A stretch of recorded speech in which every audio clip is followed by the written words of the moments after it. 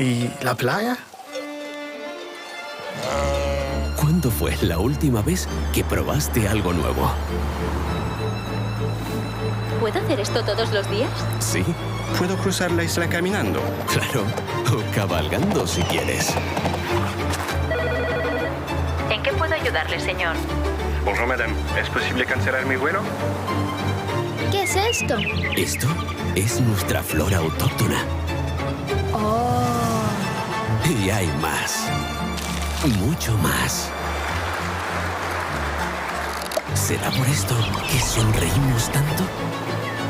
¿O será por esto? Porque cada día es un nuevo descubrimiento. Dale un giro a tu vida.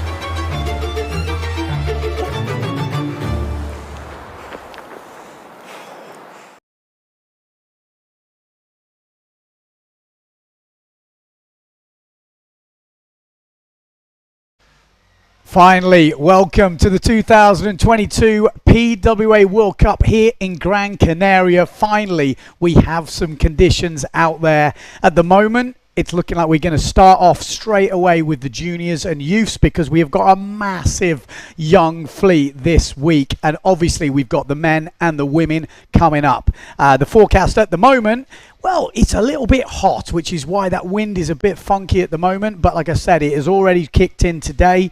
And for the rest of the week, it looks like we're going to build and it looks like we will be getting a full competition ready. If you've been watching all the videos, you've been watching the build-up, is big. Honestly, the level is crazy. We obviously had a couple of years away with the COVID. That's all over now, and the level is through the roof, and especially in that junior and youth category. We're obviously live on Facebook, so if you're watching there, leave us a comment, let us know, and we will get through those questions, and I'll try and answer a few. And obviously, we're going to bring you the live stuff from the youth and juniors as we go in. So just to give you a quick idea of the heat order. We have got, let me just consult my little list here. I think we're kicking off with under 15s. Yeah, under 15 boys, heat 1 and 2. Then we're under 17 girls, under 15 boys reportage, under 17, under 15s final. Then we got the under 20s, under 17s, and we're going through. And like I said, don't let that put you off. Don't think, oh no, they're sending the kids out, they're action. Oh, I tell you what, they are absolutely charging. If you ever want to feel like you need some motivation and you're wondering what's going on around the world, I mean, these kids are absolutely destroying it. I'm going to warn you, I think we're going to have to be a bit careful with conditions because we've got this clima, which is basically sand from Sahara Desert, and it just heats up the whole of the Canaries at the moment. It makes the wind a little bit on and off. So just to give you an idea, it's a 12-minute heat, 2 jumps, 2 waves to count, and let's go through who is in this first heat. We're going to kick off at a 10:15, so we haven't started the heat just yet. But to give you an idea, in this first heat, we've got Peter Gobish and we've got Marco Ortiz. Just make sure. They're doing 1 and 2 in this first heat. So we'll also have in this heat Arthur van der Brand, Javier Torbio, and Bjorn Olsen from Denmark. So going to be 5 riders in this heat. Hopefully I'm going to get joined by maybe some of the pro women, pro men, just for a couple of heats. Going to try and alternate, get them in. They can maybe cast their judgment on the young up-and-coming talent. We maybe hear a few stories from them, maybe some background information about Pozo. You never know. So, like I said, stay tuned. We will try and bring a couple of the professional riders in to talk us through some of these heats. Obviously, a lot these new guys, well, there'll be new names to me. I've seen them flying around. So, like I said, if you've got any extra information, don't be afraid to send it in. And as you can see on your screens at the moment, this is the aerial view of Pozo. Pretty much where that car park is on the right is where there's a massive tent and all the infrastructure has been put in place.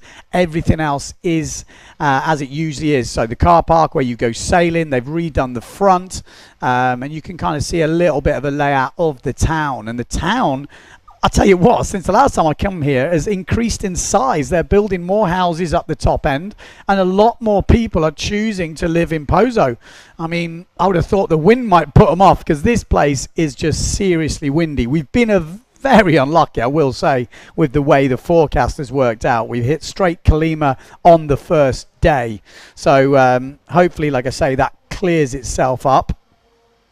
And let's have a look, see if we've got some comments coming in. Like I say, let me know if you're watching out there, wherever you are in the world. I don't think we've got classic Pozo conditions today, and it wouldn't surprise me if we have a few cancellations, because the way we've got this heat, I'm obviously now living in Portugal, and we have the same thing happen there, where the heat kind of pushes the wind a little bit offshore, so you don't have it so windy near the beach. So I'm expecting a few cancelled heats, which is never easy, but just when we went live, the wind had started to crank, and it was already looking like, you know, the younger guys would definitely be in the 3-meter range on some of their equipment. So you can imagine if the wind does drop a little bit, with such small sails being used, you're going to fall off the plane. Looks like Bruno's tuning in. Good to see. We've got Jean Baptiste tuning in as well. Who you rooting for? Who you shouting for? Who you supporting? What young talent you sail with at your beach has come over to Pozo to challenge for this pretty prestigious result here. We got RC Olsen tuning in from up there in Denmark.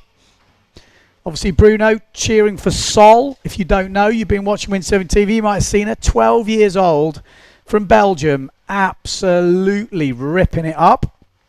Arnon Degan, Mr. Future Fly himself tuning in. He's got a few people he'll be cheering on. Tomer, the Israeli hopeful. We've got Arnon saying we should wait a few days. Yeah, I think we'll see that happen today. I think they're trying to get people in the mood for competition. They're trying to get, the juniors revved up. We might end up cancelling a bit because it is getting hot already. We're super early at the moment, but it is hot. It is very hot. So when you get that heat, you can already see the wind might have even dropped out already. So maybe it's just like a trial run, get you in the mood. So you can see the temperatures there for today up in the 30s, and that's your problem. You can see when you look for tomorrow, it's already dropping a little bit, and then Tuesday we're down in the 20s, lower 20s, and that's what we want to see. That's when the wind's going to really kick in, and we're going to get true Pozo conditions. Obviously, looking at the wave height, it's dropping towards the end of the week, so maybe the best chance to make this happen could be tomorrow and Tuesday. So definitely stay tuned to your computer streams. Everything will be live on the PWA World Tour, either on YouTube or on Facebook. Good to see you guys tuning in. We got Dave Kramer tuning in. Great pick and sound from over in New Zealand. Good to hear. I'm not sure my TV screen is up to it. But it looks good. On. Go big balls. Tomer, exactly. It's good. I love it. Like the PWA here in Pozo, it wouldn't be the same without it. So I really hope we get the conditions. If you see the new look on the beach, look at the grass. It's like a football pitch now. It's pretty... it's pretty luxurious, I won't lie. It's like the red carpet, just only green. Pretty tasty. But yeah, it's not the same without Pozo every year. Just doing the Pozo diaries these last couple of weeks just made me realise how much I've kind of missed seeing everyone absolutely full send. It's ridiculous. So you got Pick, who is actually the head judge for the men and the women this week, but he's not the head judge for the youths because his boy, who's I think about 13, 14, is actually in the competition. So obviously he can't be a judge. So he's there probably helping out on the beach. We got Frank saying, is the PWA first event cancelled? Yes, it is. That was definitely a disappointing one to hear. Again, all the details I think are online. I'm not going to go into the details because it's maybe a bit more complicated, but everyone seems pretty gutted. That's what I would say. You know, everyone in the islands, the Canaries, the PWA obviously is gutted. It's in the media, so I think that's a good sign. You don't want it to just to get cancelled and disappear, but everyone's kind of almost like, what is going on? How has it been cancelled? What didn't happen in the background? Because there was some permits that weren't signed, and you know, like I say, I'm not going to go into it, but definitely disappointing. That's for sure. We have seen, if you follow in the slalom, a really nice competition over in Croatia, which looked super close on the foil. Obviously no live stream over there, but the videos I saw and speaking to the riders, it sounded like some really close racing. So yeah, I'm definitely interested to get this Pozo competition underway. And then, like, let me know who you think is going to win. Men, women, who's there? Who's challenging? I mean, I have seen some people who look to be sailing so good at the moment. It's insane. There we go. That's what we're dealing with. And these kids rip. You know, don't let the size put you off. They are throwing down moves. If you ever want to feel bad about your level of windsurfing, stay tuned, because they are throwing down forwards, back loops. I mean, there's a 15-year-old Japanese fella, I think Ryu, and he is throwing down doubles like crazy ones, just mad. It's, yeah, it's going to be super interesting. So, yeah, give me some predictions on top threes. Who are you thinking? Be interested to see. I can tell you from my 2 weeks here, following the action quite closely, seeing who's been pushing, who's been sailing hard. Costa does look like he's in fine form. He is looking polished. Probably like I've never seen him before. He's actually bought a house in Pozo. He's living here. And he's got this, he's always had an air of confidence, but he just seems like he's so relaxed.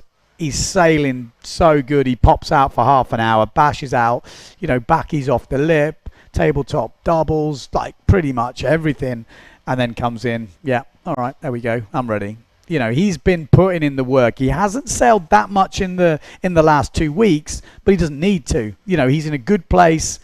Yeah, really interesting to see. And obviously the usual suspects, but Brasilio, Marcilio Brown, looking in fine form as well. He looks pumped. I mean, he's got a very good chance at the world title this year. Obviously on the podium in Cape Verde, and with the other two podium riders, which is Bant Rodiger and Camille Juban, not here because maybe this isn't their conditions. Thought, it's, you know, what is the point when you come up against all the local kids choosing to spend their funds elsewhere? They're not chasing the world title.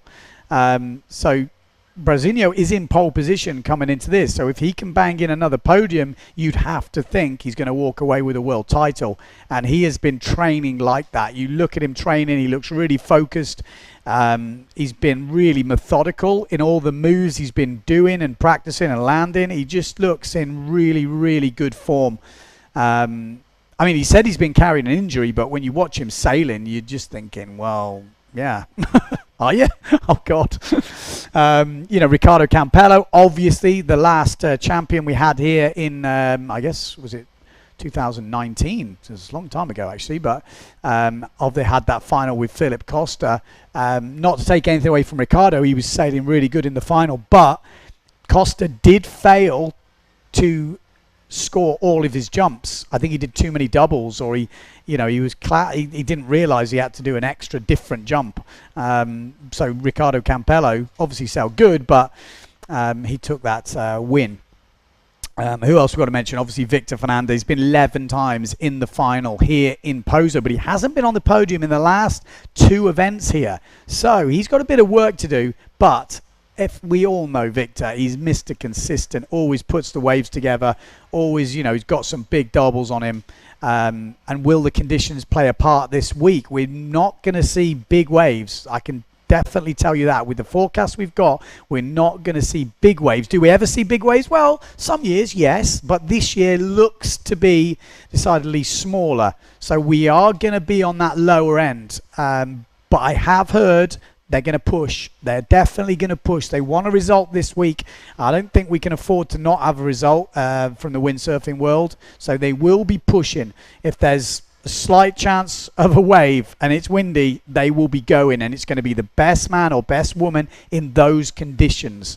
We're not waiting for, you know, head to logo high waves. They're going to be running in some small stuff. So it's going to be interesting to see who that favors, you know, who can step it up. I think the last time we had a non-competition here, I don't remember the year actually, but they were still doing expression sessions. People were banging out doubles and stuff, and there was a lot of talk afterwards when, you know, should we have run the official competition? I think if we have those conditions again, we won't be doing expression sessions. We will be doing full-on men and women. Obviously, lots more names to talk about. I think local riders who are sailing well. Marino Gill, I'm going to have to mention him. Looks really good in the training. Looks very confident. But he's going to draw probably Marsilio Brown if everything goes according to the seeds quite early. And Mark Paré, he's also in that side of the draw. So it's quite a stacked... you know, there's Brazinho, Costa, Marino Gill, Mark Paré, Pons, all up on the top end of the draw. So that's going to be an interesting side of the draw. Obviously, we've got to talk about the women. Dida Moreno doesn't need any introduction. She's always looking good here. Obviously, she's got physio business here, and she's sailing more than ever. And I think the big one for her is she's not actually... organising the event this year. You know, Bjorn Dunkerbeckers took on the event. He's organising the event, so she is definitely more free. She's had more time. She's more relaxed, and I'm going to say, I mean, she wins it usually. That's what she does. I think that might be the young Japanese rider, Ryo. Now, he is, honestly, this guy, it's like someone's turned off the sensible switch. He is just goes for it. So we'll have to watch that. What else have we got? Yeah, sorry, women. So Sarah Keita, obviously we're going to watch her. She looks in very good form as well. You know, the last world champion. It's interesting. What can she do here in Pozo? She's going to want the win. A lot of people want the win here. It's been a long time since we've seen a different winner here in Pozo, and I think that motivates a lot of the women for sure. Ibaya Moreno spent a lot of time in Fuerteventura, probably not so much time here in Pozo. Will that count against her? Well, it could do. You know, you've got to put the work in here, and with the wave forecast we've got, I'm not sure that's going to play into her hands as much. But as we know, Ibaya can do everything, and you definitely can't counter out. Justina Schnaddy, the last time we had the World Tour, she got second place here in Pozo. She was second place in Tenerife. She just dropped a video before this competition came out, and it looked pretty tasty. She's got a lot of the moves. Again, not sailed so much here in Pozo. She's been sailing a lot of Vargas. So again, will that make will it help her? I don't know, maybe. You know, Pozo's been super busy, so it's been hard to get some decent sessions in, a lot of people around. And just on your screens now, that's Simon Tula from Denmark. Keep your eye on him. He's been pushing super hard in the training, been put a lot of work in. Like every time I had the camera out, this guy would be out spinning around. So, you know, I'm not sure if he even eats or sleeps. He's just been sailing. So that's kind of cool to see. He's coming up in the juniors, obviously, the youths, I should say. Also staying with the women, I've got to say, Lena Erpenstein. Keep your eye on her. Really powerful style on the waves. She's got a tweak, push loop, stall forward. Like I said, just actually a powerful style in general. And I'd be tipping her maybe to be getting on that podium. It's been a while. She's been at university. I think she finishes next year. Then she wants to go full pro, or at least, you know, get a job where she doesn't have to be in Germany, in the middle, where there's no waves and wind, work remotely. So yeah, keep watching this space. Really interesting things happening. Like so many riders to mention, and I'll go into them when we do kick into that men's fleet, because there is a lot on the list. A lot of young talent have pushed through into the main fleet now, which is exciting to see. You know, to see what they can do. Will they cause some upsets? You can see in the background there. Actually, I'm looking on my laptop. I'm a bit behind you, but yeah, just seeing the guys rigging up. A lot of the dads on caddy duty.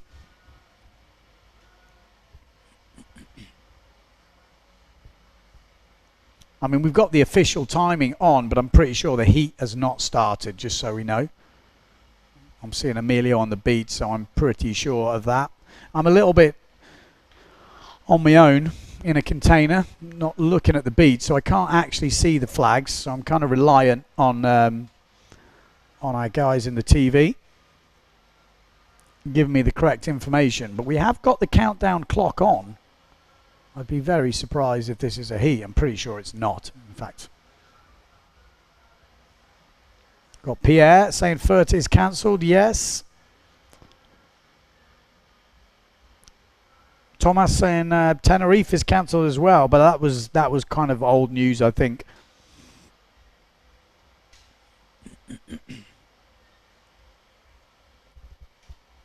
So let's try and call who this is. Like I say, I'm pretty sure it's Rio. I remember I got some videos from the Japanese crew the other day, and like I said, he was definitely the craziest amongst them. I think he must be.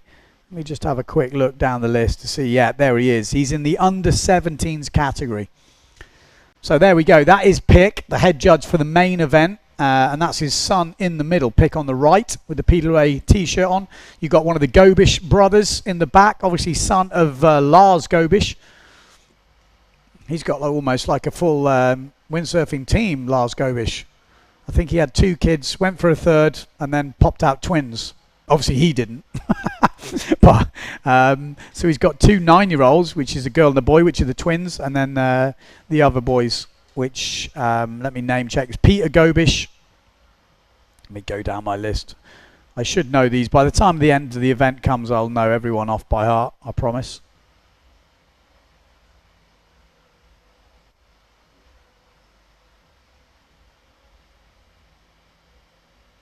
Yeah, and Hans Gobish.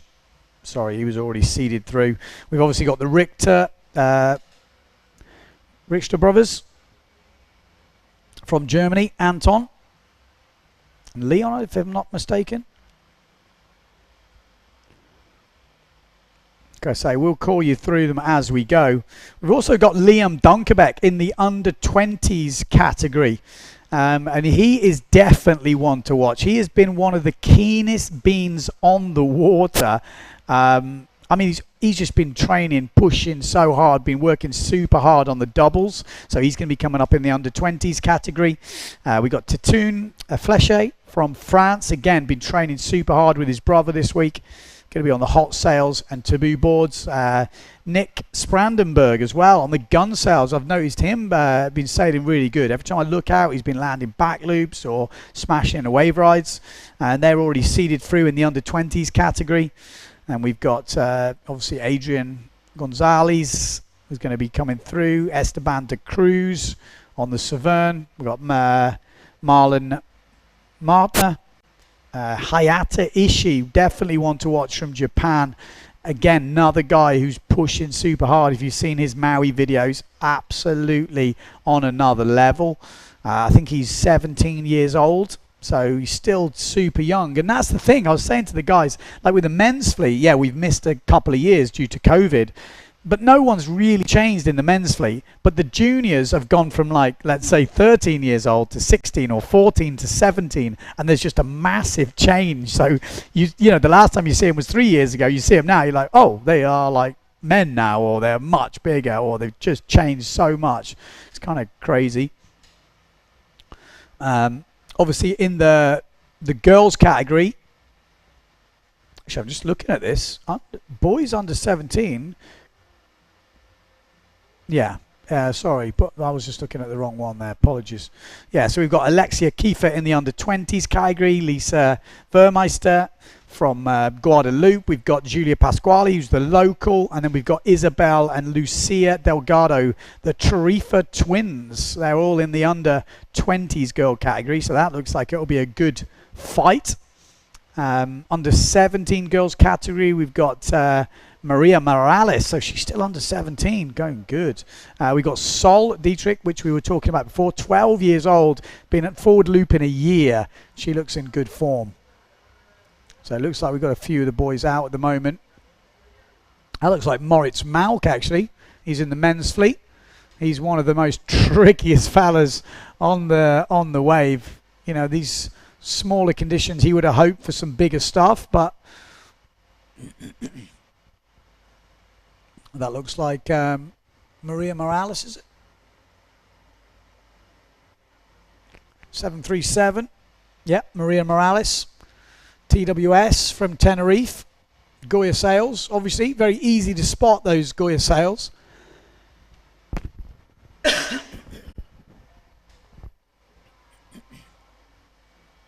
That's the upwind view.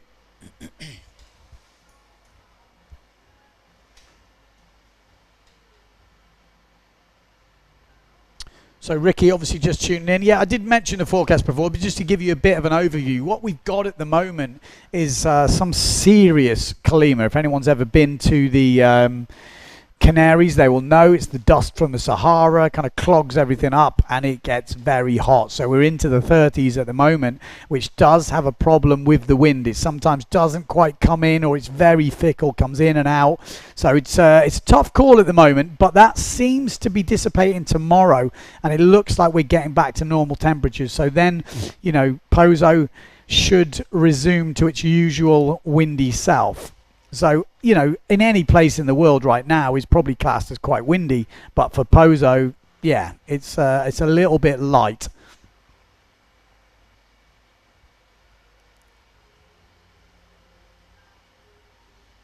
We've got Pedro saying caddy duties needs a medal.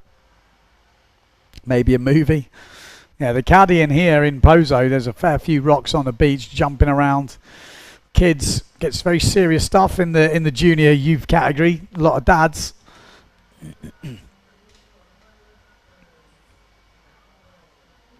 Yeah, Bruno saying Duncan Coombs no longer head judge. Not for this one here in Pozo, no.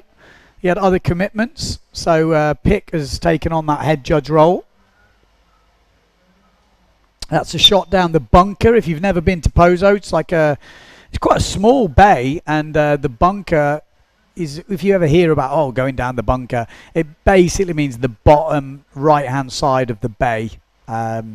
It's usually where I would say the more experienced sailors go, because if you do make a mistake, you can end up getting washed on the bunker. So that will become apparent when we do kick into the main event, and you start to see what is happening. But as you can see, the wind looks like it's pulled out a little bit at the moment. I'm not sure, because I think we're going to do a lot of talking this week, so I don't particularly want to do too much padding. I think we've done a little bit of an intro, and I think what we'll do is we'll keep the visuals on the screen so you know exactly what's happening, and as soon as we start the official competition, you will hear my voice come back in, and I'll be bringing you all the action from here in Gran Canaria 2022. So stay tuned.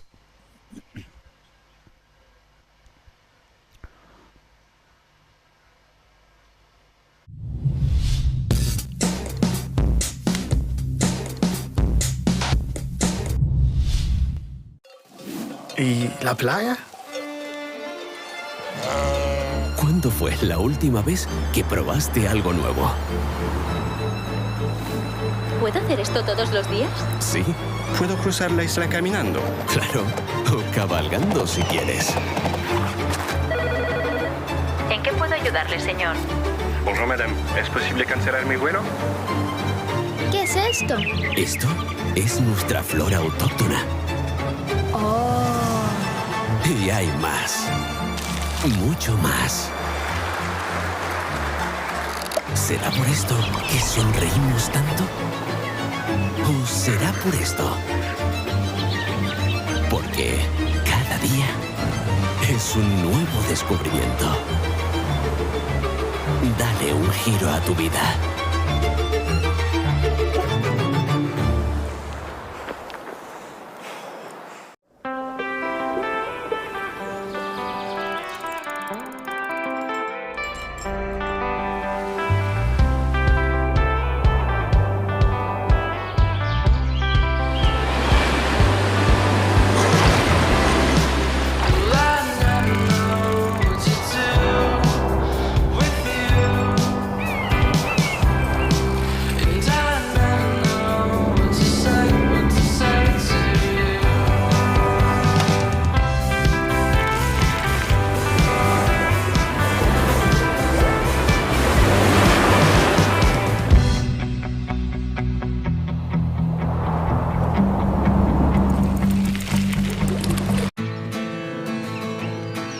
¿Alguna vez te has preguntado por qué siempre quieres más?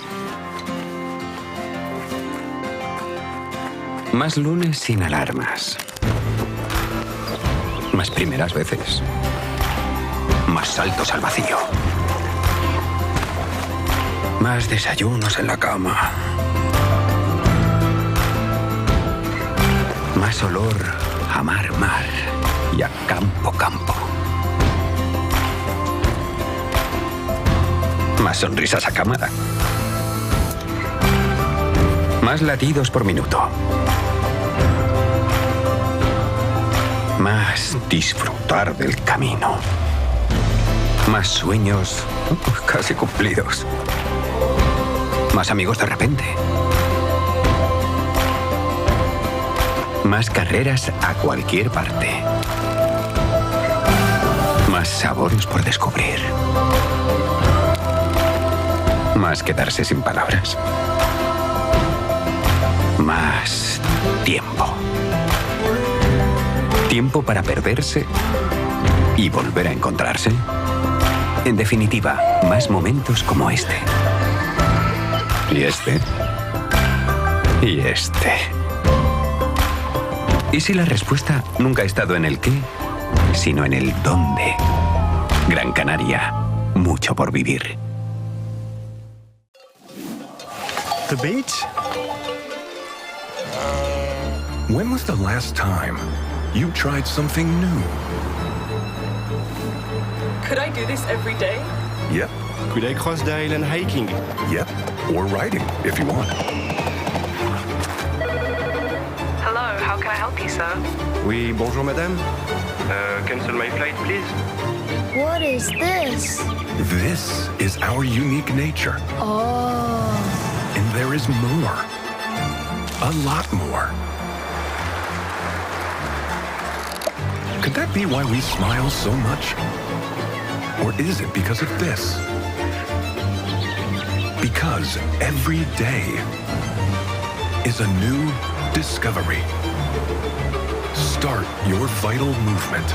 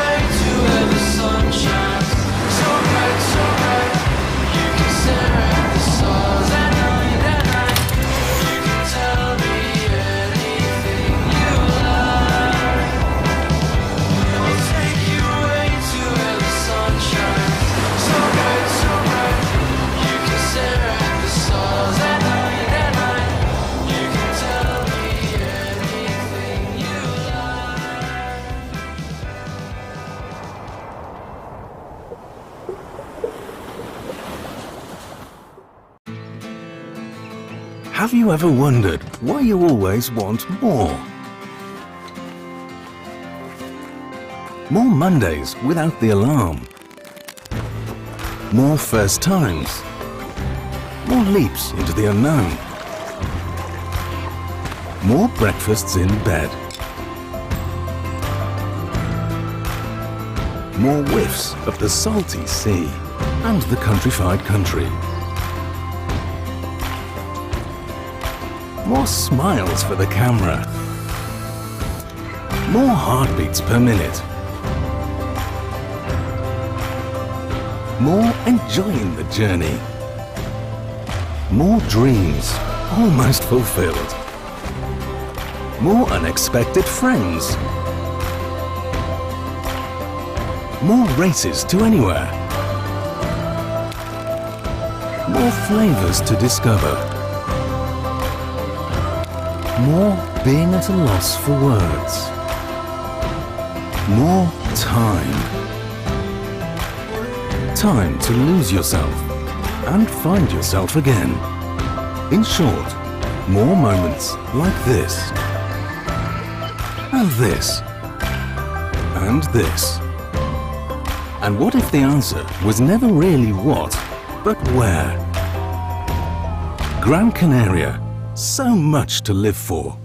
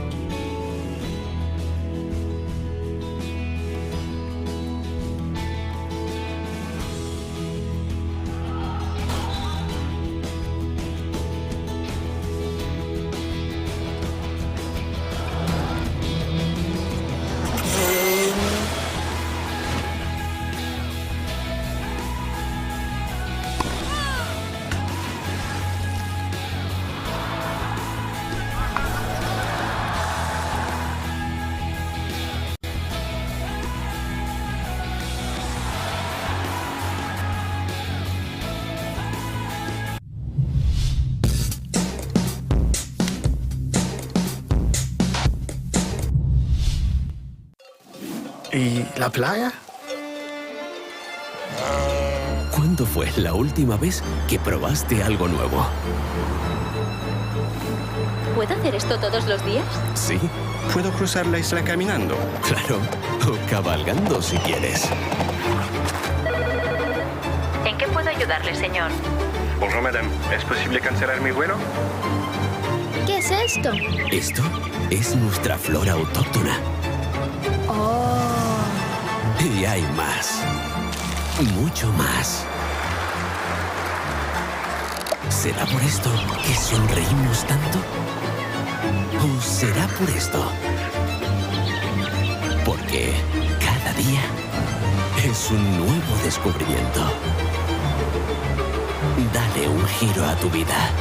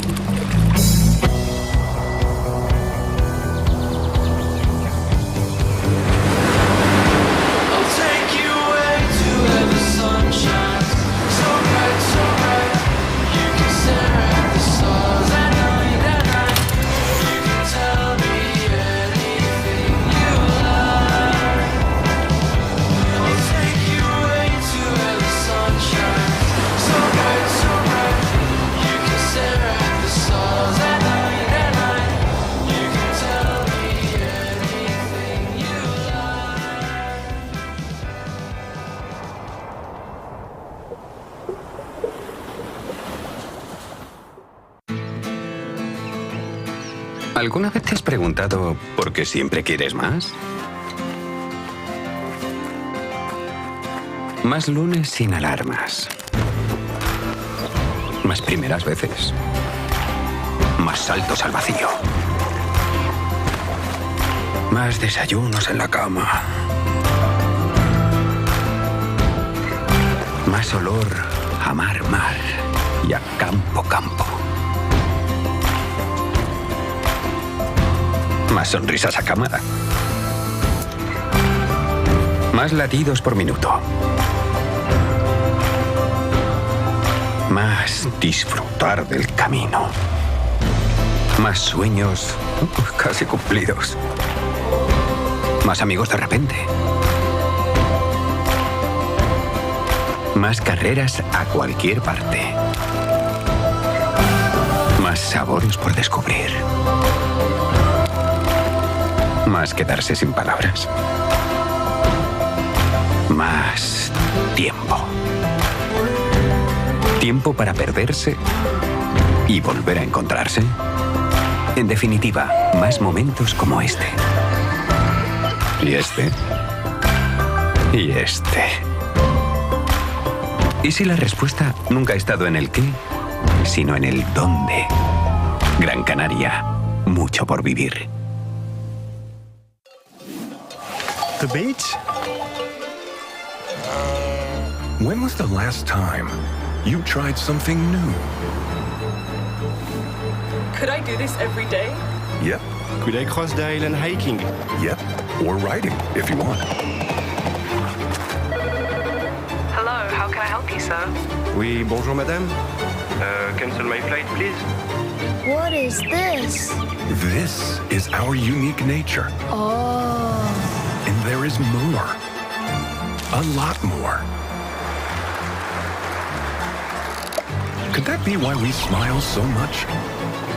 Or is it because of this? Because every day is a new discovery. Start your vital movement.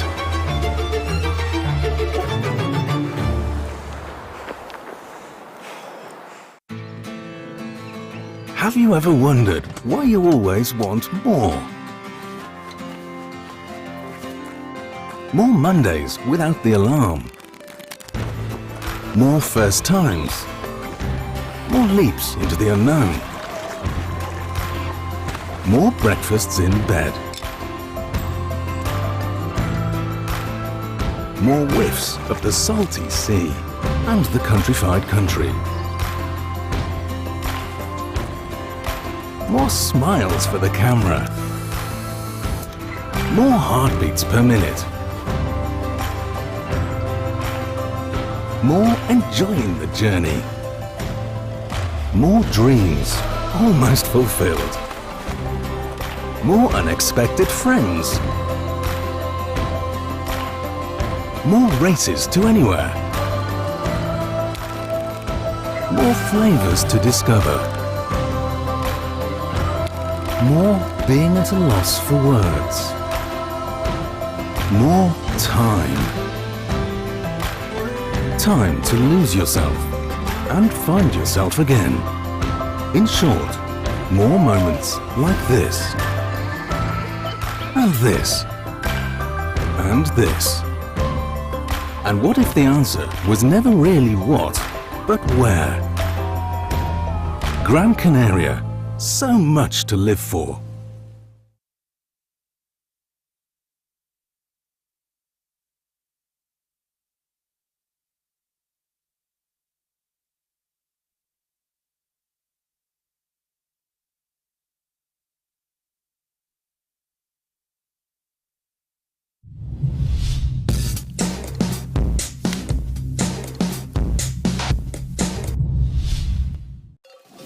¿Y la playa?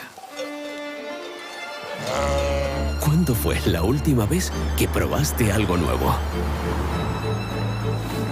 ¿Puedo hacer esto todos los días? Sí, ¿Puedo cruzar la isla caminando? claro. O cabalgando si quieres. ¿En qué puedo ayudarle, señor? Bonjour madame. ¿Es posible cancelar mi vuelo? ¿Qué es esto? Esto es nuestra flora autóctona. Oh. Y hay más. Mucho más. ¿Será por esto que sonreímos tanto? ¿O será por esto? Porque cada día es un nuevo descubrimiento. Dale un giro a tu vida.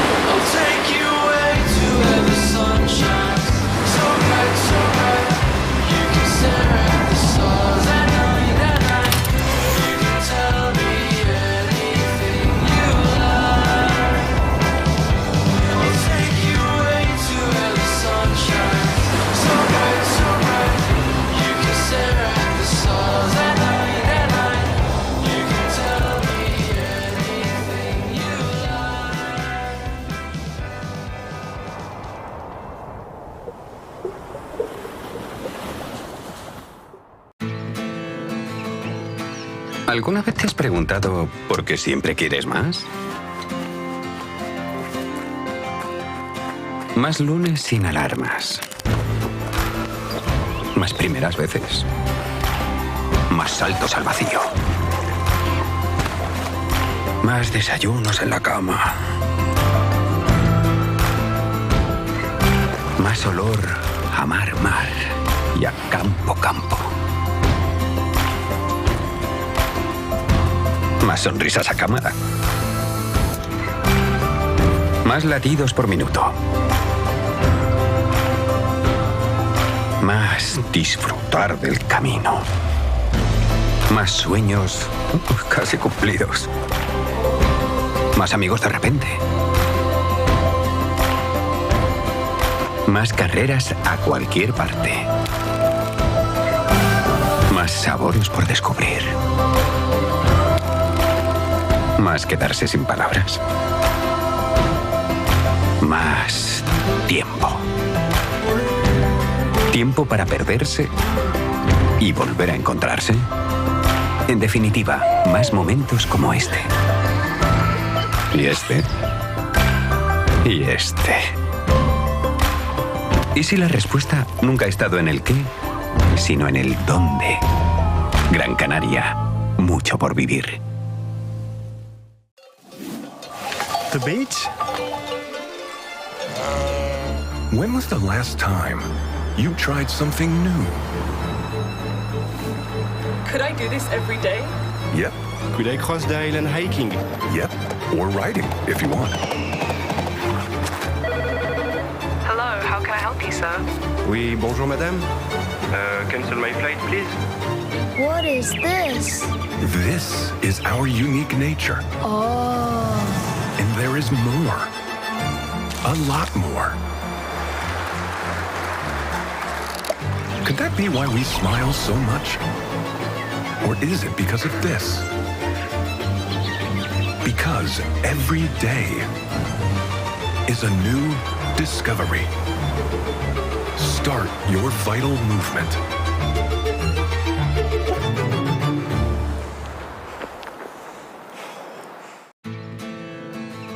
Have you ever wondered why you always want more? More Mondays without the alarm. More first times. More leaps into the unknown. More breakfasts in bed. More whiffs of the salty sea and the countrified country. More smiles for the camera. More heartbeats per minute. More enjoying the journey. More dreams almost fulfilled. More unexpected friends. More races to anywhere. More flavors to discover. More being at a loss for words. More time. Time to lose yourself and find yourself again. In short, more moments like this. And this. And this. And what if the answer was never really what, but where? Gran Canaria, so much to live for.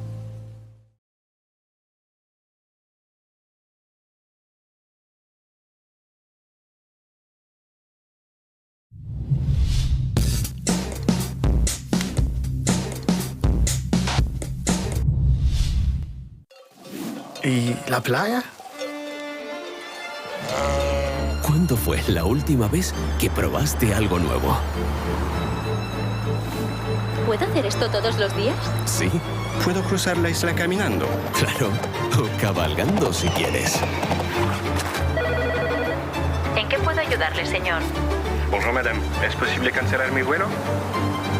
¿Qué es esto? Esto es nuestra flora autóctona. Oh. Y hay más. Mucho más. ¿Será por esto que sonreímos tanto? ¿O será por esto? Porque cada día es un nuevo descubrimiento. Dale un giro a tu vida.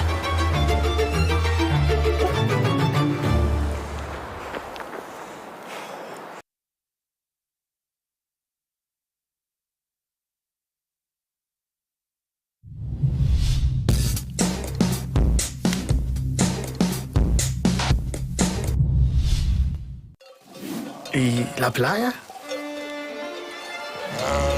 ¿Cuándo fue la última vez que probaste algo nuevo? ¿Puedo hacer esto todos los días? Sí, ¿Puedo cruzar la isla caminando? claro. O cabalgando si quieres. ¿En qué puedo ayudarle, señor? Bonjour, madame. ¿Es posible cancelar mi vuelo? ¿Qué es esto? Esto es nuestra flora autóctona. Oh. Y hay más. Mucho más. ¿Será por esto que sonreímos tanto? ¿O será por esto? Porque cada día es un nuevo descubrimiento. Dale un giro a tu vida.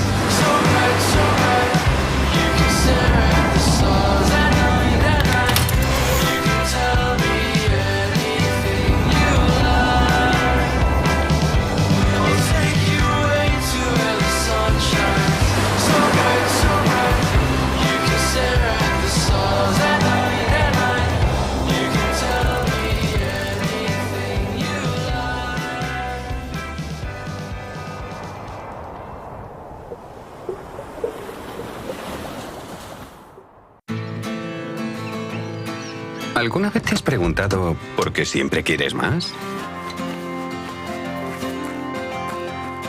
Más lunes sin alarmas. Más primeras veces. Más saltos al vacío. Más desayunos en la cama. Más olor a mar y a campo. Más sonrisas a cámara. Más latidos por minuto. Más disfrutar del camino. Más sueños casi cumplidos. Más amigos de repente. Más carreras a cualquier parte. Más sabores por descubrir. Más quedarse sin palabras. Más tiempo. Tiempo para perderse y volver a encontrarse. En definitiva, más momentos como este.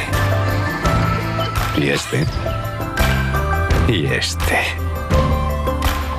¿Y si la respuesta nunca ha estado en el qué, sino en el dónde? Gran Canaria, mucho por vivir. The beach? When was the last time you tried something new? Could I do this every day? Yep. Could I cross the island hiking? Yep. Or riding, if you want. Hello, how can I help you, sir? Oui, bonjour madame. Cancel my flight, please. What is this? This is our unique nature. Oh. And there is more. A lot more. Could that be why we smile so much? Or is it because of this? Because every day is a new discovery. Start your vital movement.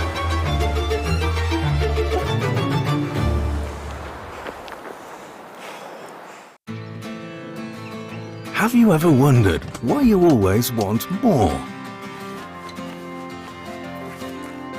More Mondays without the alarm.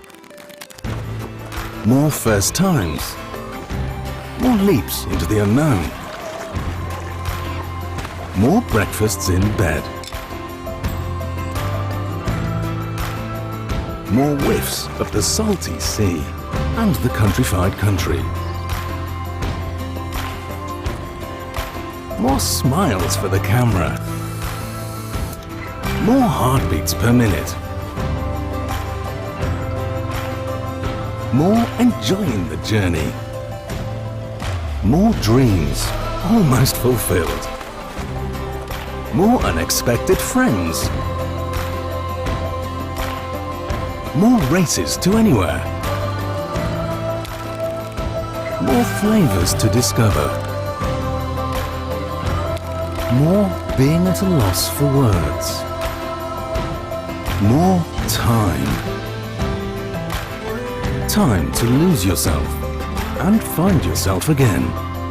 In short, more moments like this. And this. And this.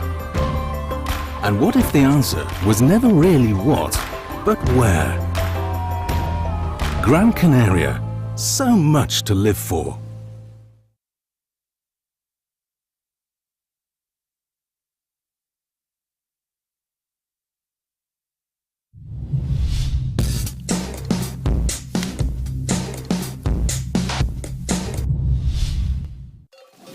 ¿Y la playa?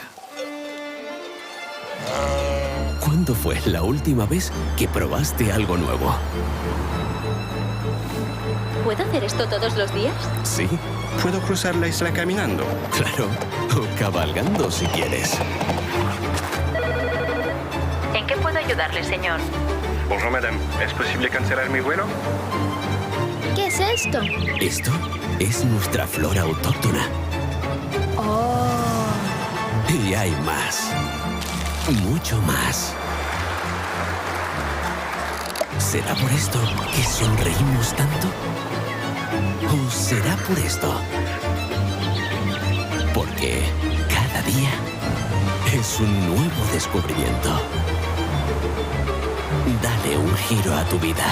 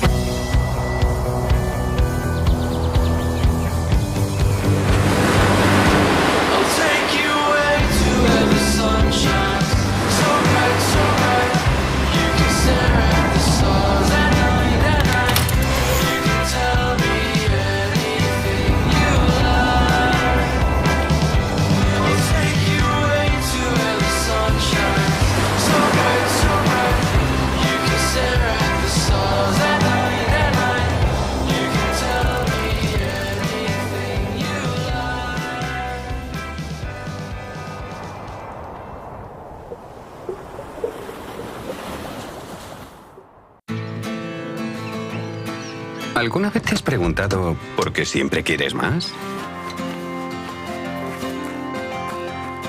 Más lunes sin alarmas. Más primeras veces. Más saltos al vacío. Más desayunos en la cama. Más olor a mar y a campo. Más sonrisas a cámara. Más latidos por minuto. Más disfrutar del camino.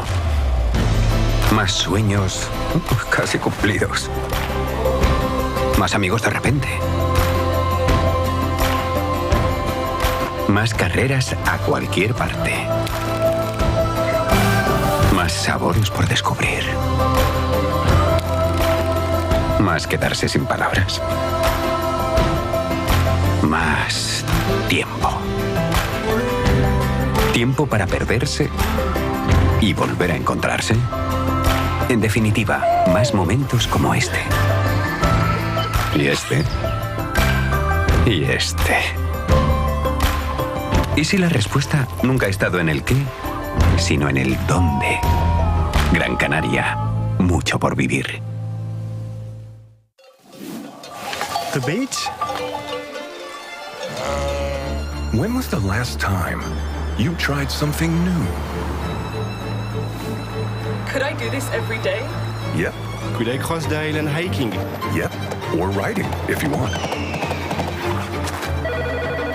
Hello, how can I help you, sir? Oui, bonjour madame. Cancel my flight, please. What is this?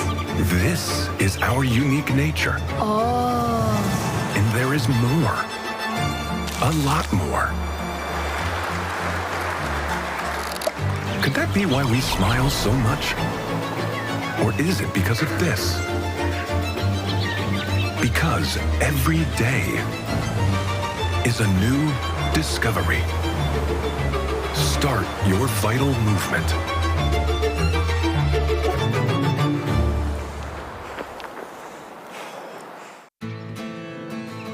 Have you ever wondered why you always want more? More Mondays without the alarm. More first times. More leaps into the unknown. More breakfasts in bed. More whiffs of the salty sea and the countrified country. More smiles for the camera. More heartbeats per minute. More enjoying the journey. More dreams almost fulfilled. More unexpected friends. More races to anywhere. More flavors to discover. More being at a loss for words. More time. Time to lose yourself and find yourself again. In short, more moments like this. And this. And this. And what if the answer was never really what, but where? Gran Canaria, so much to live for.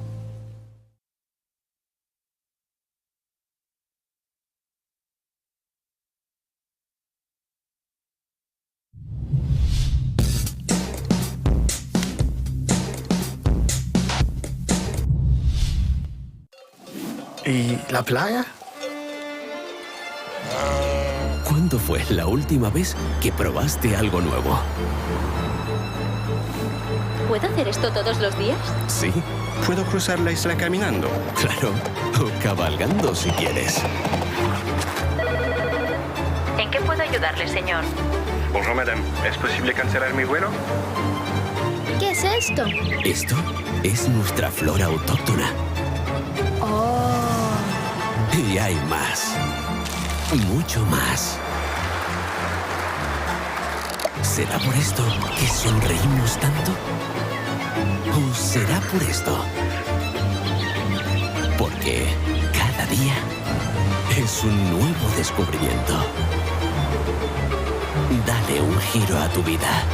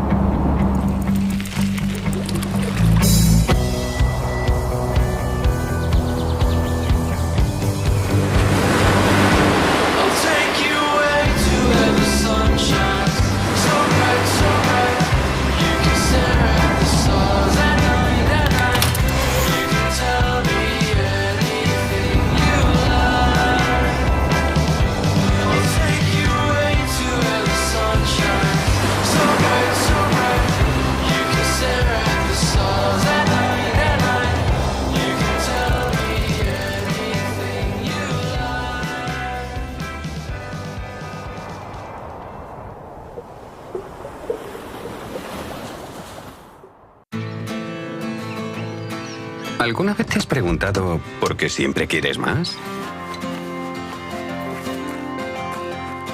Más lunes sin alarmas. Más primeras veces. Más saltos al vacío. Más desayunos en la cama. Más olor a mar y a campo. Más sonrisas a cámara. Más latidos por minuto. Más disfrutar del camino. Más sueños casi cumplidos.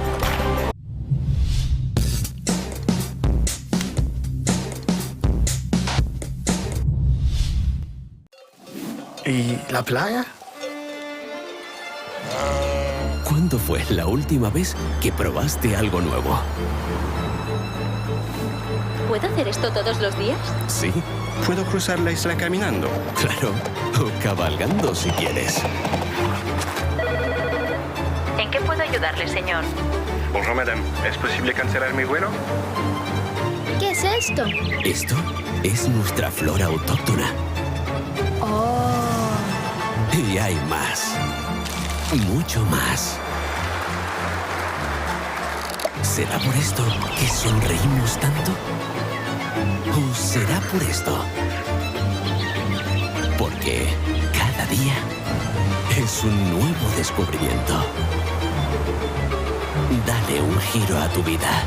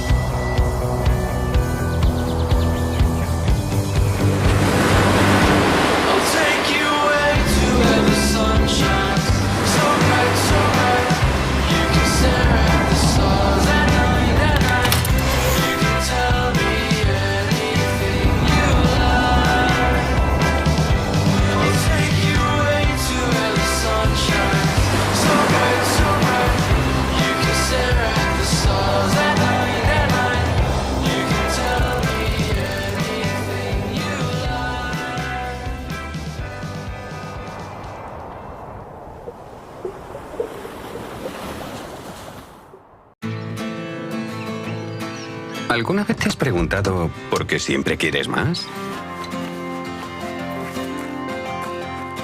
Más lunes sin alarmas.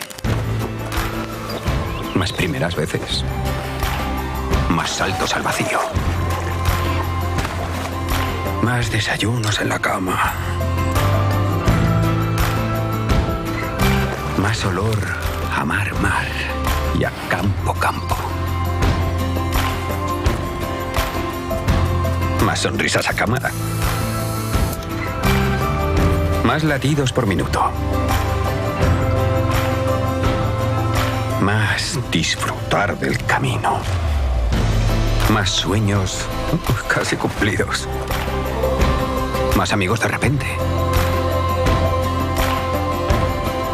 Más carreras a cualquier parte. Más sabores por descubrir. Más quedarse sin palabras. Más tiempo. Tiempo para perderse y volver a encontrarse. En definitiva, más momentos como este. Y este. Y este. ¿Y si la respuesta nunca ha estado en el qué, sino en el dónde? Gran Canaria, mucho por vivir.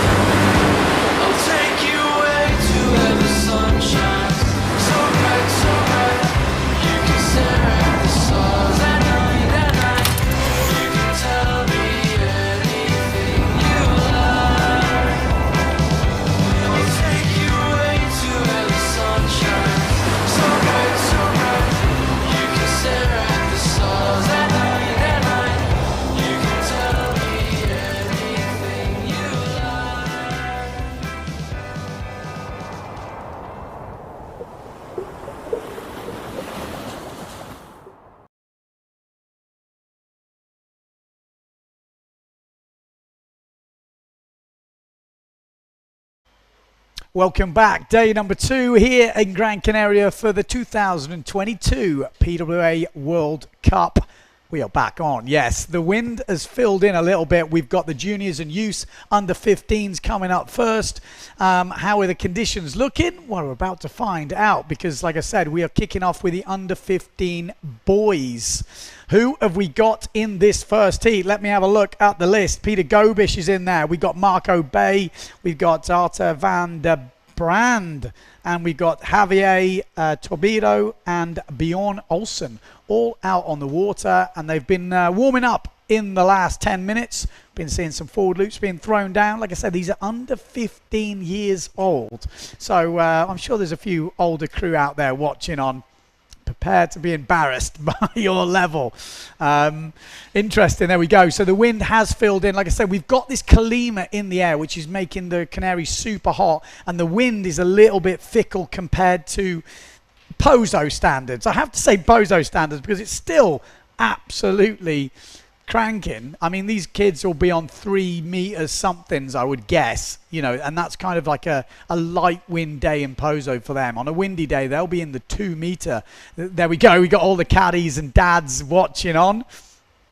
Always interesting to see. It's always a bit more stressful on the beach in the youth competitions. You know, parents are known for getting a little bit stressy. I think that's Pick, our head judge for the main competition, as we spoke about earlier. So this looks like Maria Morales.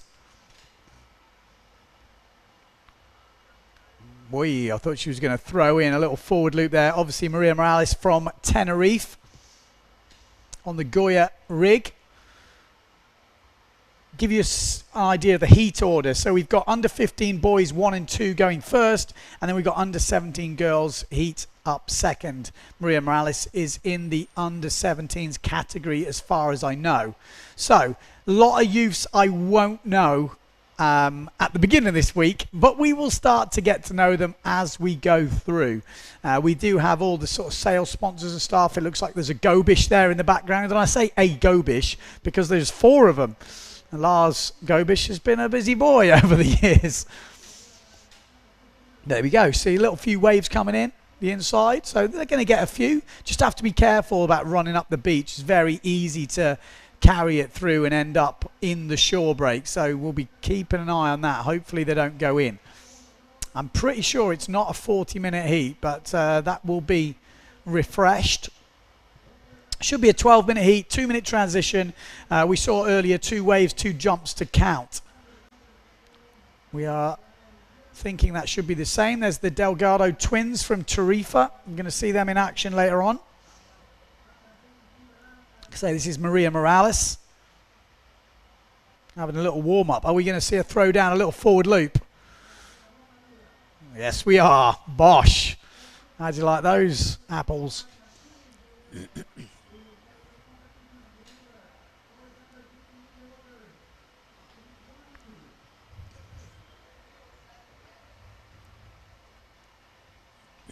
Yeah, she's got some moves. The idea is actually to get a few of the pro riders in, men, women, whoever, for a couple of heats during these junior heats. We won't keep them too long, but you know, get them in for a few heats. They can sort of give us their judgment on some of the up and coming talent we've got, because quite a few of these juniors will be in the main fleet as well. You know, and in the quieter moments of the heat, we might hear some little nuggets of information. Let's see who we can get in. The call has been put out there, so yeah, let's see who rocks up.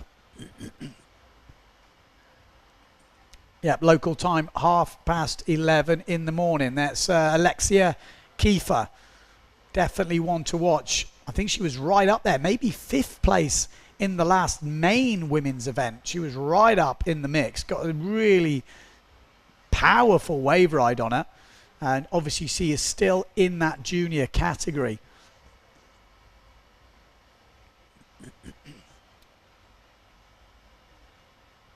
Couple of big names actually still in this junior category. One of them in the under 20s, Liam Dunkerbeck. Expect to see him challenging for that title. Been put a lot of work in. Probably one of the most active riders on the water in those 2 weeks I've been here before the competition. And I mean, early signs of Liam Duncan, it was quite interesting, you know, when you saw him as a young kid, he wasn't that interested in windsurfing, more interested in surfing. But over the years, as we've done this event here, he has got more and more into his windsurfing, and now he is pushing super hard, which is awesome to see, I have to say. So red flag is up in the juniors, we're hearing. So 2 minutes until the start.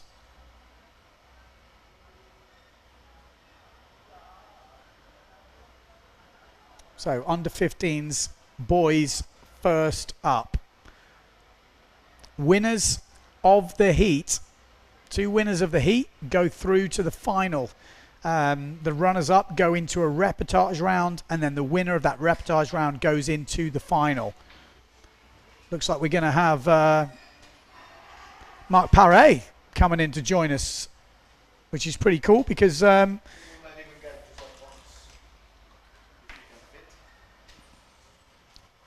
okay, so like I say, we should have the timing on the screen when the event, when the heat kicks off. A few people just warming up at the moment.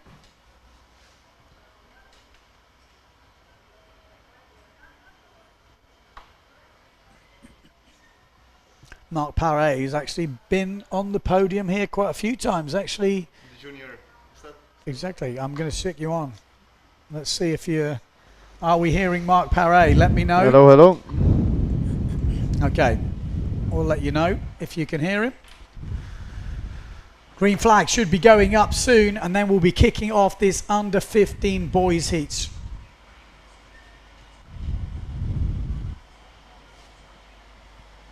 So waiting for that green flag. Go. Seems like the conditions are improving now. Bomb. Looks much windier. Forward loop on the Severn, which might be Bjorn Olsen from Denmark. This is Denmark 808. I think that's the old Eric Thieme's number.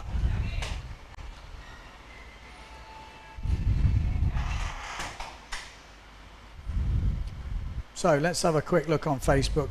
That's my point of reference. If you can hear Mark Paré, let me know. Hello, guys. How many times you won this event in the youths? In the youths, I think 3 times. You won it 3 times. 2 or 3 times, I so think. He's like, I mean, and look what he's doing now. He's absolutely throwing it down in the main fleet. It's actually funny because I was scared to compete because I just started wave sailing, and my friend kind of pushed me into it, and he signed me up for it. So I was like, oh, okay, just gonna try. And it was at the time that Moritz was a junior as well. Moritz so Mauk. Yeah. So it was fun. That's basically what pushed me into competitive wave sailing. So I think that's important. Speaking of Moritz Mauk, there he is.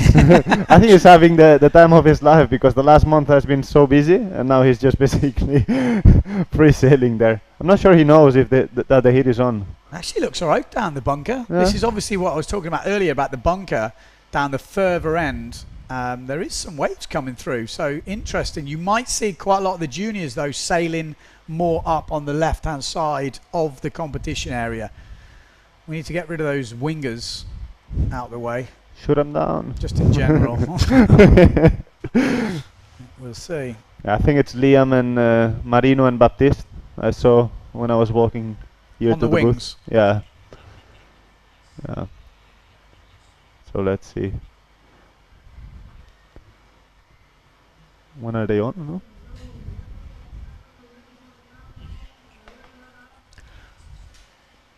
Okay, so we're still waiting to see when this heat starts. We should be going into sequence if I'm right. Do you know what size the juniors are on? 3.5, something like that? I guess. I think Moritz was on a 4.4, so I'm guessing juniors must be on 4.0s, 3.7s right now. Yeah, maybe the lighter ones, maybe even smaller. Yeah, so we've got, as far as I know, 12-minute heats, 2-minute transition. I think it looks great for the juniors right now. It's going to be an interesting Who's contest. your money on? You know any of these names? Obviously, Peter Gobish. Yeah, I know him. And on Duotone Fanatic, he'll be. We've got Bjorn Olsen. Do you know him from Denmark on the Severn? I don't think I've seen him sail up there. Because you've been pretty much a resident up in Denmark. Yeah, for the last couple of years I've been up there a lot. So great place to be honest. Yeah, they pump out a lot of sailors up in Denmark. I mean, such good conditions, and a lot of the German riders are based in northern Germany and probably make the trip up to Denmark quite a lot. Yeah, I think most of them, whenever they get a free or like in the weekends or something, they come up there. With the COVID, it was a bit more quiet, just because Denmark had strict restrictions at the beginning. But now they're all driving up. Was that Peter Gobish on the Superstar, do you think? Oh no, he's on this one. Let's follow these guys up. It looks like they're starting. Who's that? E19. Who's that? I think they're not in this heat. If our heat draw is right, they are not in this heat, as far as I can. I think that's might be the local Italian girl. That looks like one of the girls, yeah. So she's not in this heat because we're kicking off with the under 15 boys, as far as I know. So we need to change that camera if we can.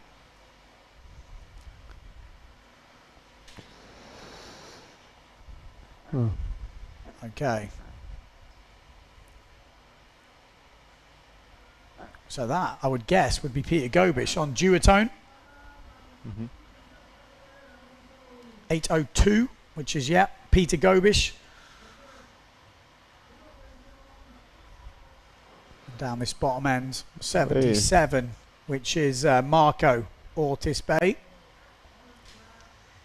A little tack on the inside, nice tack. You can always tell how good a sailor is a lot of the time by how good they tack.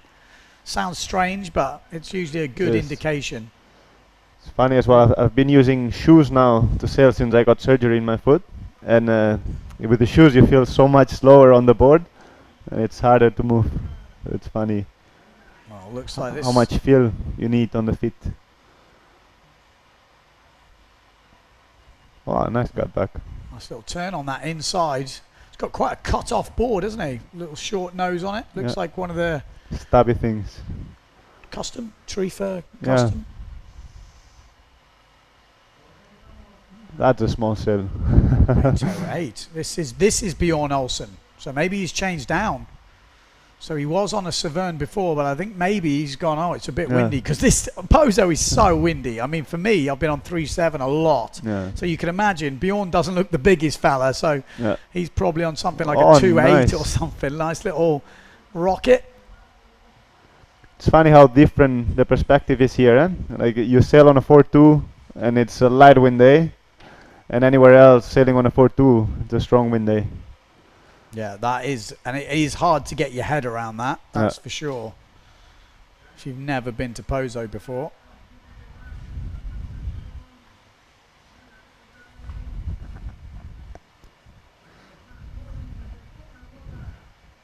We're going to try and get some update on the scores, because I know a few of you will be asking, but the juniors and youths don't actually have live scoring. It's done on old school way on the paper and pad, so we have to get notification from the judges of the scores and how it's looking, which I do hope in some point in time we'll have that youth and juniors technology, but I'm told it's a bit more complicated for various reasons because the heat structure is always different. So here we go, looking like we're going for the forward. Yes! Bomb! Beauty. Nice. That was good. So Marco throwing down the forward loop. It's got to be good. Yeah. He's going against Peter Gobish, so it's a tough draw, that one, by the looks of it. I think it's going to give him a bit of advantage, that forward. This guy's not in the heat, just so we know, guys. There we go. Here he is, Marco. Spending a lot of time on our screens at the moment, so that usually means he's being active, keeping busy.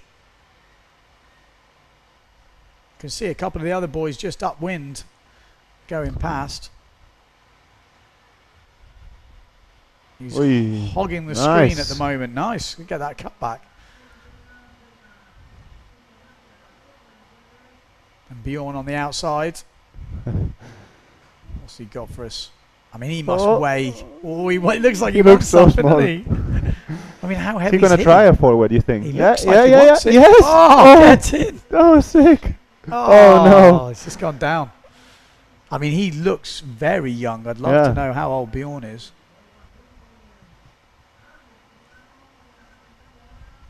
This is Marco again, looking for his jump. We do have some other riders in this heat. We've got Artur, we got Javier, and obviously Peter Gobish as well. See if our camera boys can pick him up.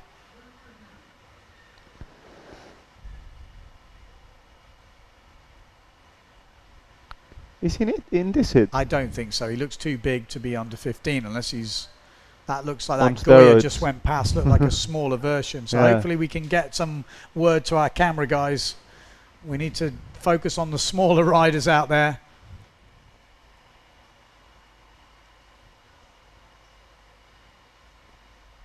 Yeah, this guy is not in the heat. Unless he's the biggest 14-year-old kid. Maybe he's like Costa when he was younger. You never know, He's actually. massive. Yeah, you never know.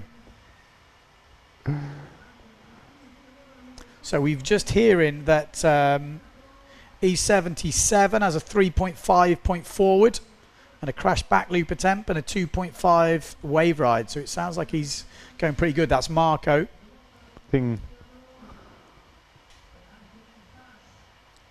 Gobish looks like he's been busy. We've seen him a few times in the water, so he's obviously been trying a few moves.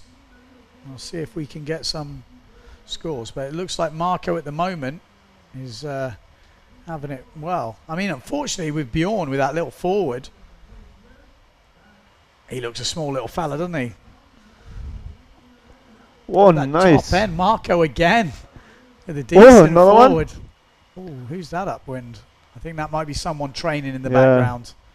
Yeah, because I think he's under 17. This could be Javier on the Goya. E09. Goya Quattro. I think that's him. I think Torbio. it's Pixon, isn't it? Ah, okay. Yeah. Gotcha. So he should know how Oh, to do it. Artur. Nice. So the Belgian rider with a little table. Gobish has a 3.8 point wave ride and a 2 or a 3 point forward, depending on which judges you're looking at. So that's a close heat, actually, between Peter Gobish and Marco there goes Bay. Bjorn. Oh! That was a good attempt. Sent it. He's on it. Yeah. So Bjorn down that bottom end, throwing down the tricks. He's got the northern biking blood. You can see. The Whoa, old 1 footer. stylish. So Peter Gobish chucking out the 1 foot. Oh, Forward, forward. Oh, what's the table? His dad's, you know, quite a keen competitor. He's been on the PWA before. He's been in the German championships. You know, He's a good very sailor. good sailor. Yeah. You know, free sailor as well. We've got Belgian 9, which is Arta van der Brander, getting a 5.5 point forward. Nice. So solid. Very solid. And a 3 point wave ride so far. So Artur in that bottom half of the draw looking very good. Top half really close between Peter Gobish and Marco Bay. This is Artur, isn't it, on the RRD? Yeah, that's him. We haven't seen much of him on the screen, but by the looks of it, he's been killing it. Yeah, so 5.5 forward. That would have been a really nice, clean forward. He's been ripping. I've seen him sail a couple of times when I was out, and already saw him last year. And he's been sailing really good.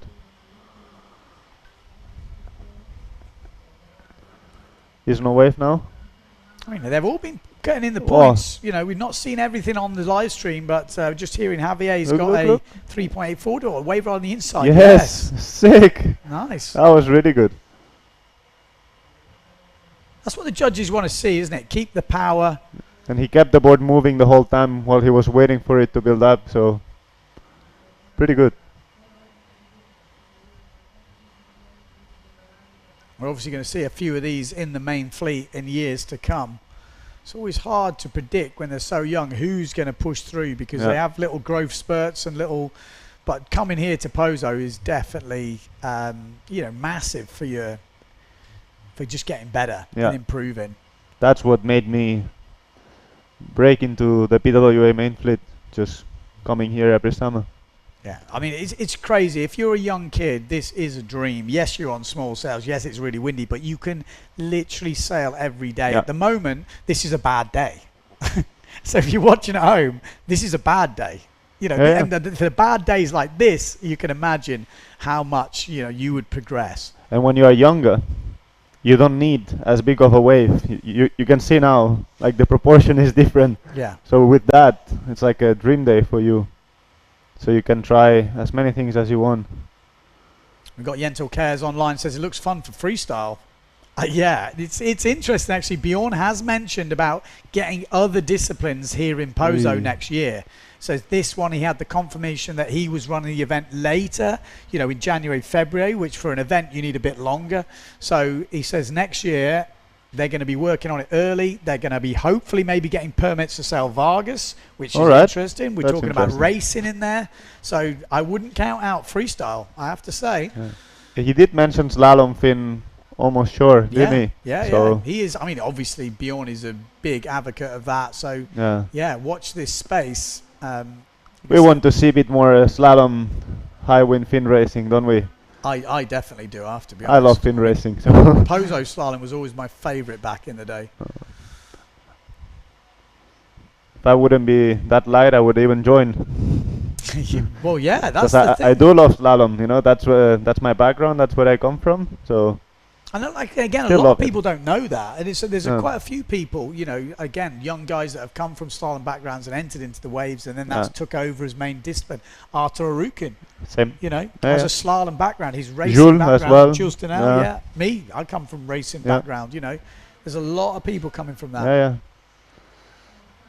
So it's funny. I think it gives you that competitive edge, racing, and it teaches you a lot.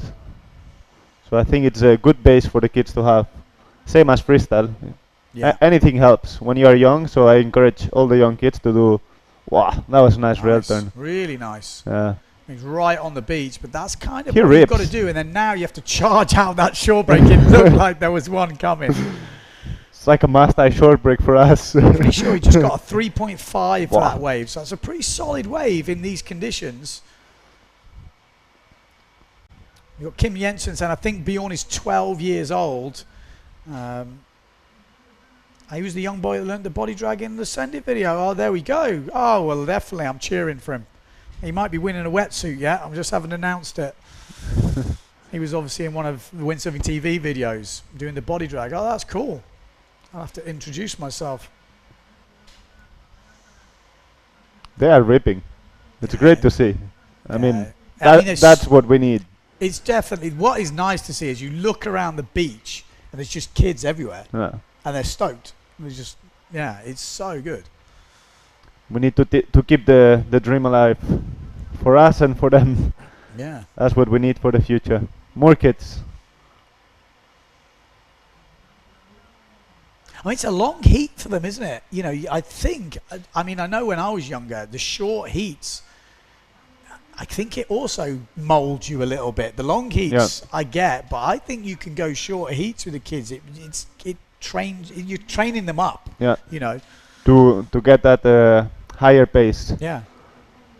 Because the kids don't need the wave selection in these conditions. They can pretty much do a forward each run. Because we're going, it is quite chop at the moment. You know, it's not proper waves, but there's enough for them. I think we could probably go, smaller heats.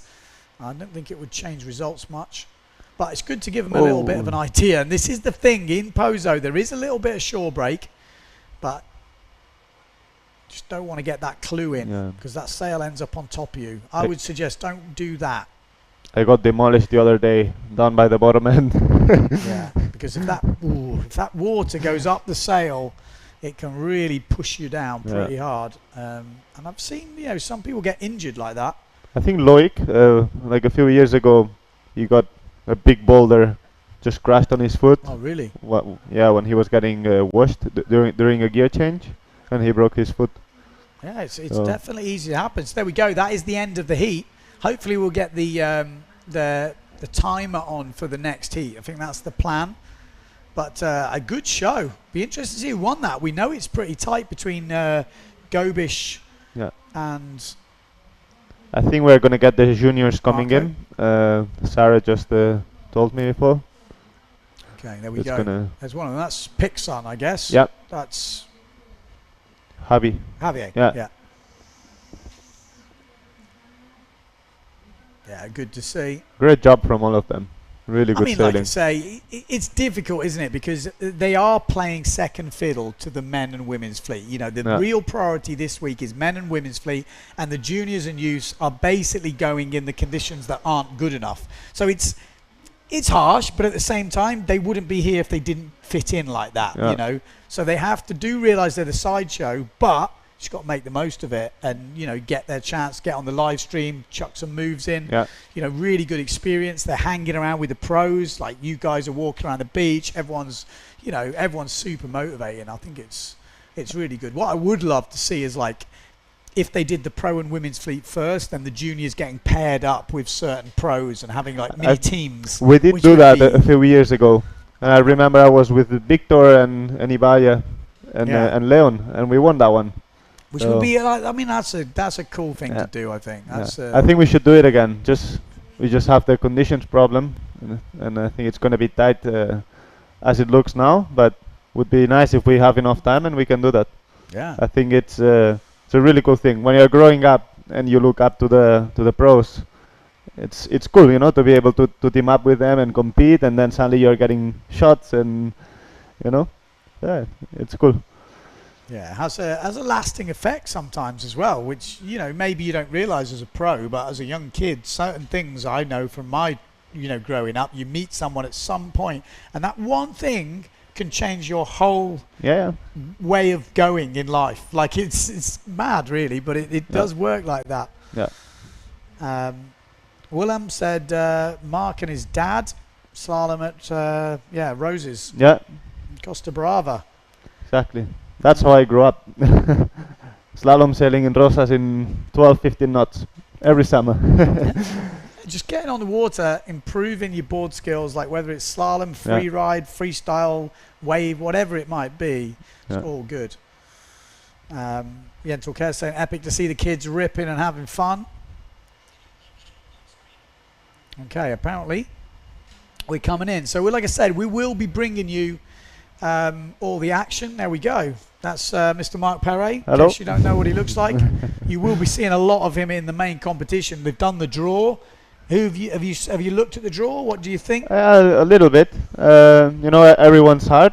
I think the level is over the roof this year. But you know, What moves are we going to see getting thrown down in that men's fleet? hopefully a lot of double rotation moves and, you know, high jumps, and hopefully as well, I'd like to see as well from me and from everyone else a bit of mix of real surfing and a bit of this new school like backloops of the lift moves that we have been practicing. Okay. So I think I look just- forward to that.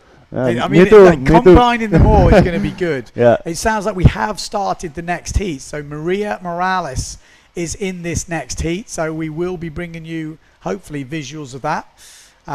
So Maria Morales in action. Obviously, probably top tipped, or hotly tipped, I should say, for a result here.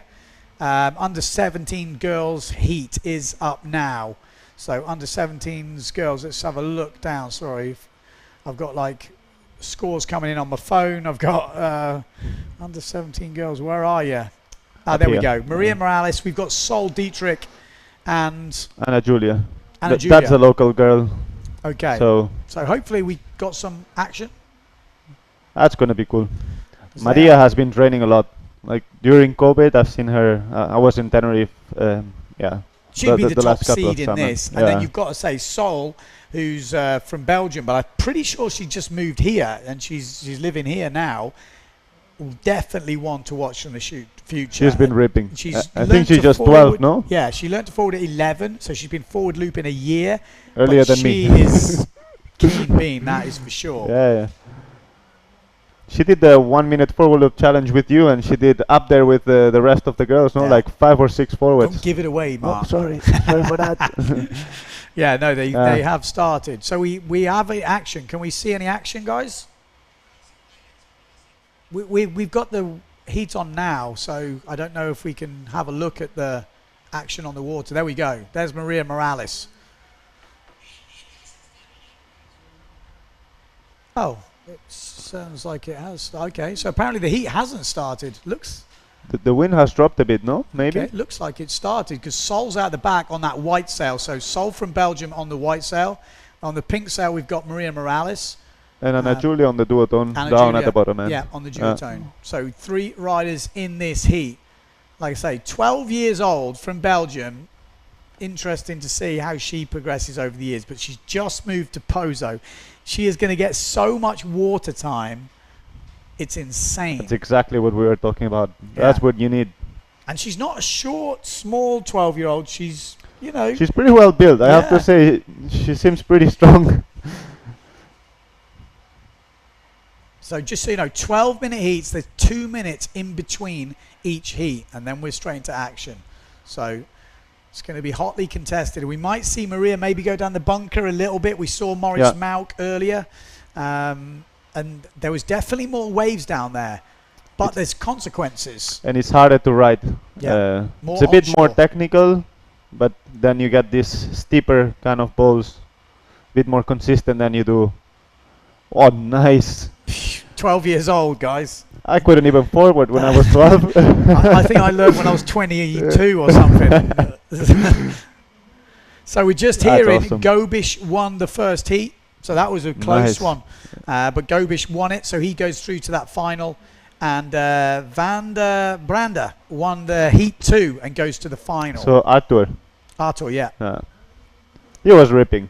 Yeah, he's sailing really good, wasn't he? Those rail turns were really juicy, I have to say. So the Belgian number 9 on the RRD, which was Arthur, goes through to the final. And Peter Gobish on that duotone Fanatic goes through to the final. The other guys go into the reportage to see who, and the winner of the reportage will also go into the final. So the other guys do have another chance. So it's not over for them, but they've took the longer route. So maybe they're just trying to get their money's worth, get a few more heats in the bag.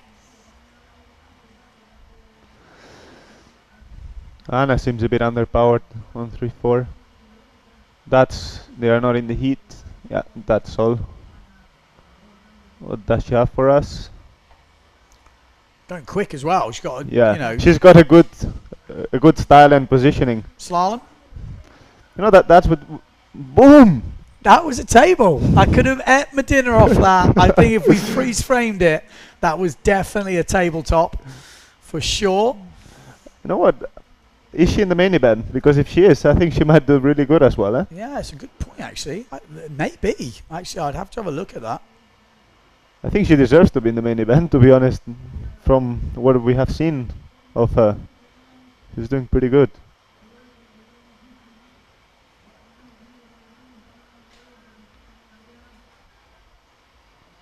She's wave riding up here. There's not much of a wave, but actually you can already tell she's got some nice style. So Maria's already got a 6-point forward, which I'm not sure we saw on our screens, but we know she's got. I mean, she is definitely the top seed in this heat. She's been competing quite a while. She'll be on the limit, I would guess, of the age category now. It's probably her last year in this age category. Yeah. So we would expect, you know, if she sails as we know she can, we would expect her to bring it home. But Sol's definitely going to push her. Got that drone following her super close. And this is Sol heading out. What's she got for us? Bucky? Oh, another tabletop. She's been working on that. She's been definitely working on that. Pretty good. Maria's also got a 5.8 wave. So in command of the heat at the moment. And Sol Diedrich is actually in second place in the heat. Would be nice to see a bit more from Maria as well on the screen. Yeah, Maria's obviously on the pink Goya sail.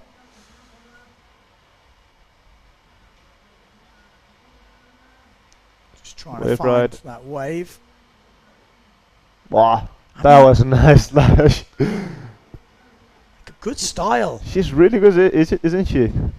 She's doing really nice. She's got 3.5 for that table. Yeah, there we go. Maria Morales on the right-hand side of your screen. On the inside, we've got Sol.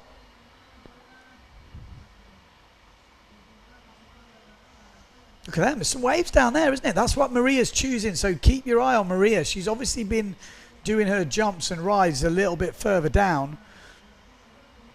Sol so far has got a 2.5 for a wave. This is Anna Julia. Yep.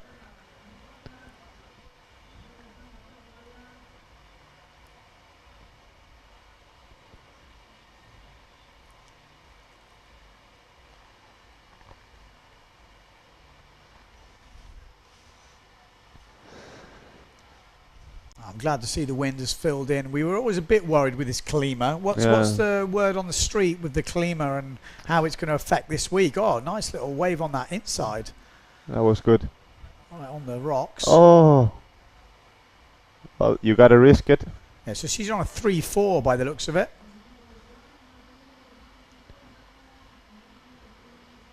Yeah, I think we just have to see how today and tomorrow play out. But I think that's going to dictate a little bit. Yeah. Yeah, it gives us a better idea of how it's going to work. But there's a chance tomorrow. Yeah. Yeah. The temperature is dropping a couple degrees, so that might just let the wind fill in a bit better. And the wind forecast is still strong for tomorrow. So yeah, I think that's good. And then I saw for Tuesday, the way the forecast has been working, I think we might get Maria good Morales. contestable. The table. Nice. Couldn't quite get it up there though. That'll probably go down as a donkey kick. Yeah. Sol got it around a bit more and just put it flat. Got another attempt here though, maybe. Oh no, just didn't quite kick up for her. I mean, Maria has been doing backies and even trying doubles. Yeah. So yeah, exactly. She's really good. Trying doubles. I mean, how old is Maria? She's got to be 16, 17. Yeah, she's under 17s, I guess. So she must be 16. Yeah.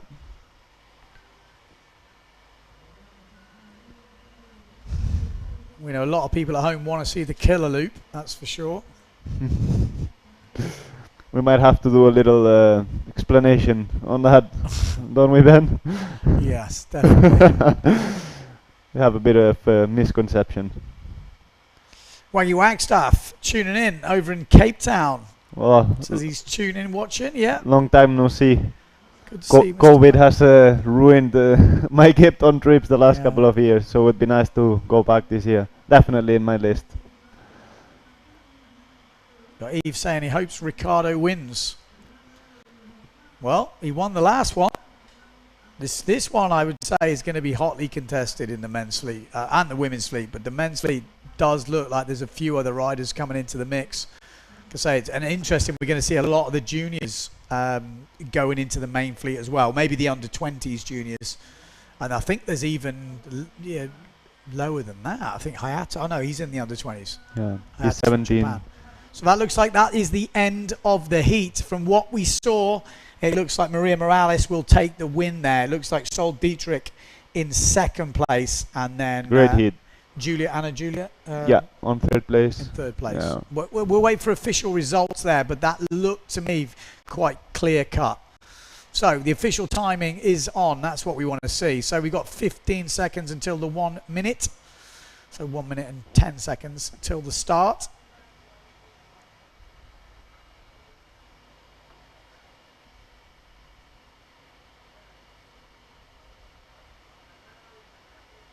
So we're going to keep at the heat order as already discussed. It says, just getting a few confirmation messages through. Would be nice. Just to remind you that we keep going with the heat order as it's planned, so we're always aware that the heat... Okay, that's perfect. Would be nice to get some of the juniors in to see what they have to say, how it is out there. Bit of an insight. Well, the plan is to get some roaming reporting, so going to get them on the beach. I think that has been the plan, to do some beach interviews with Miss Sarah Jackson. She's on it then. Well, that's the plan. Let's see how it works out. But what do you think of the grass in Pozo now? You know what?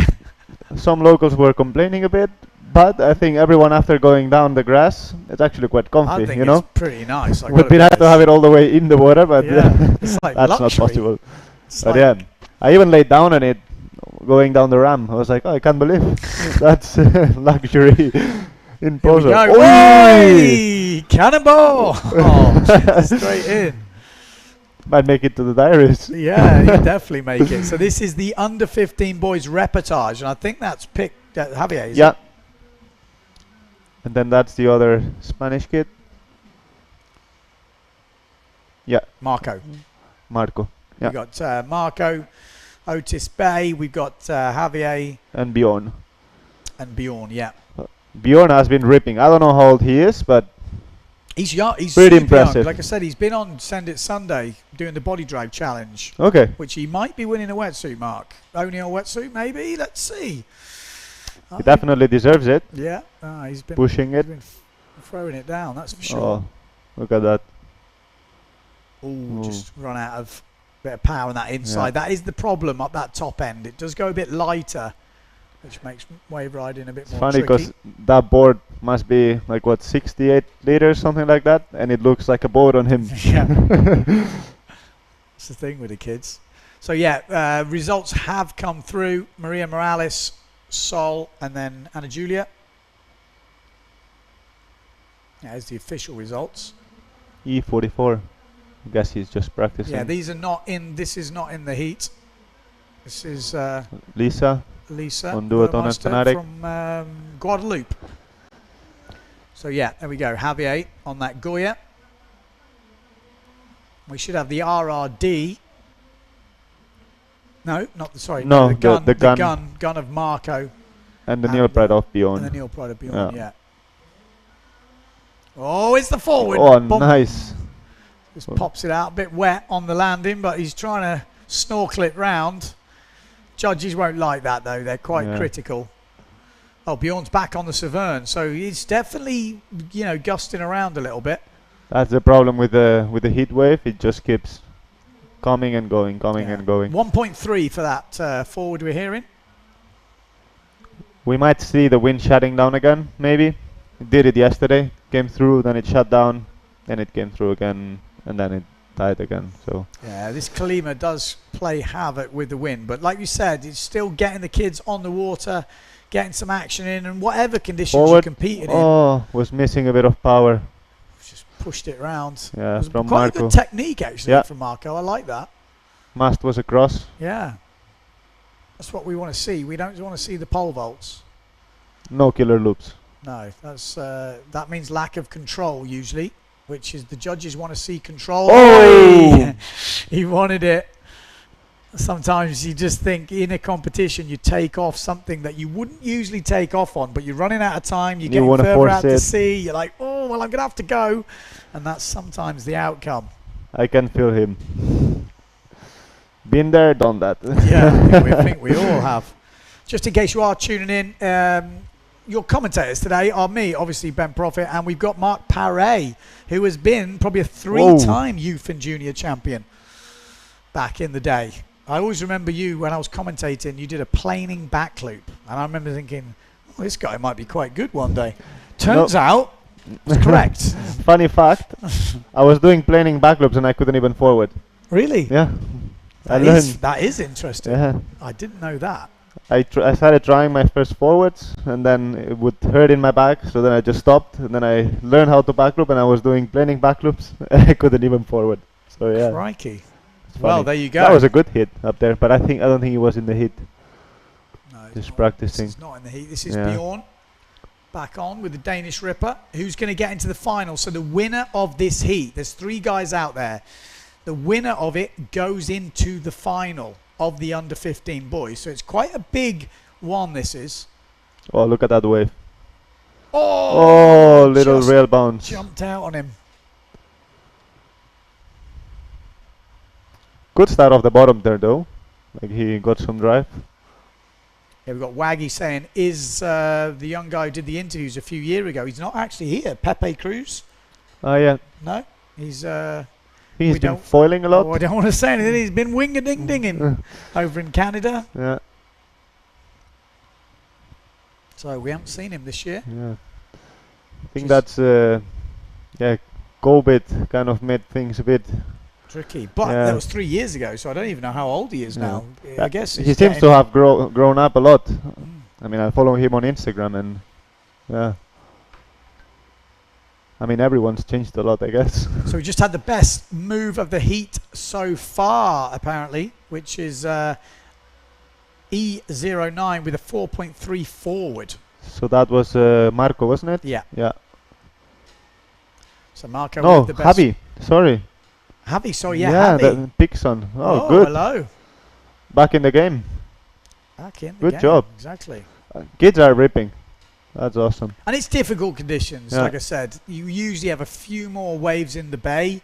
You don't have to go down the bunker, but there's a few more waves to hit. They're a bit more clear cut. Today, you know, they are riding on pretty much big chop, which is difficult. But again, that's what competition is. And at a young age, it's good to learn that it's not always, you don't always get perfect conditions in competition. In fact, most of the time, you just don't end up with perfect conditions.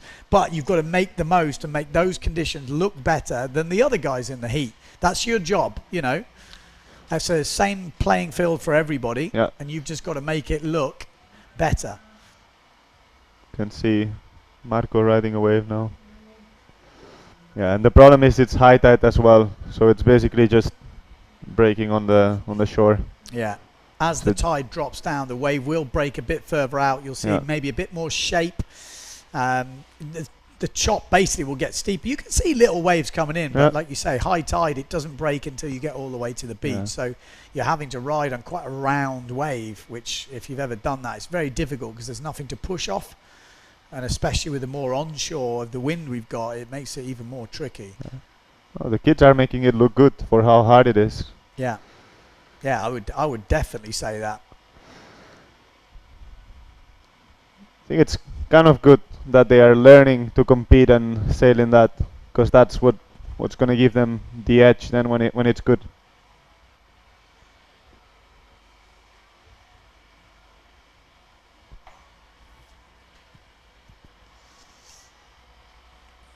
Bjorn here. Can see here that the wind dropped, because he's on a bigger sail and he seems underpowered.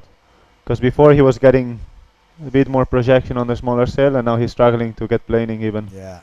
And he's small. Yeah, I mean, it's super difficult, that's for sure. But they're making it happen. So, you know, they're delivering us the action.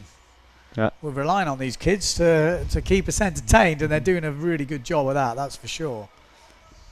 I said there is an actual standalone youth and world champion, I guess, which happens in Denmark. Yeah. So this is kind of like an add-on to the main World Cup. I think it's really good. Like I said, you see a lot of juniors coming beforehand, training together, you know, and you just see the level since they're here just going through the roof. I mean, as a young kid, I'd be lucky if I sailed at the weekend because we had to travel to a lake, and if there was any wind, we were even more lucky. Whereas here, you get 3 years worth of sailing in about 3-4 weeks. Yeah, it's mad. Totally. I mean, that's basically how I learned how to wave sail, just coming here during the summer. Yeah, you just accelerate your progression, just crazy. Can see some of the pros winging it at the back. So we had both Bjorn and Javier attempting back loops, but not making them. So only 0.5 and 1 point.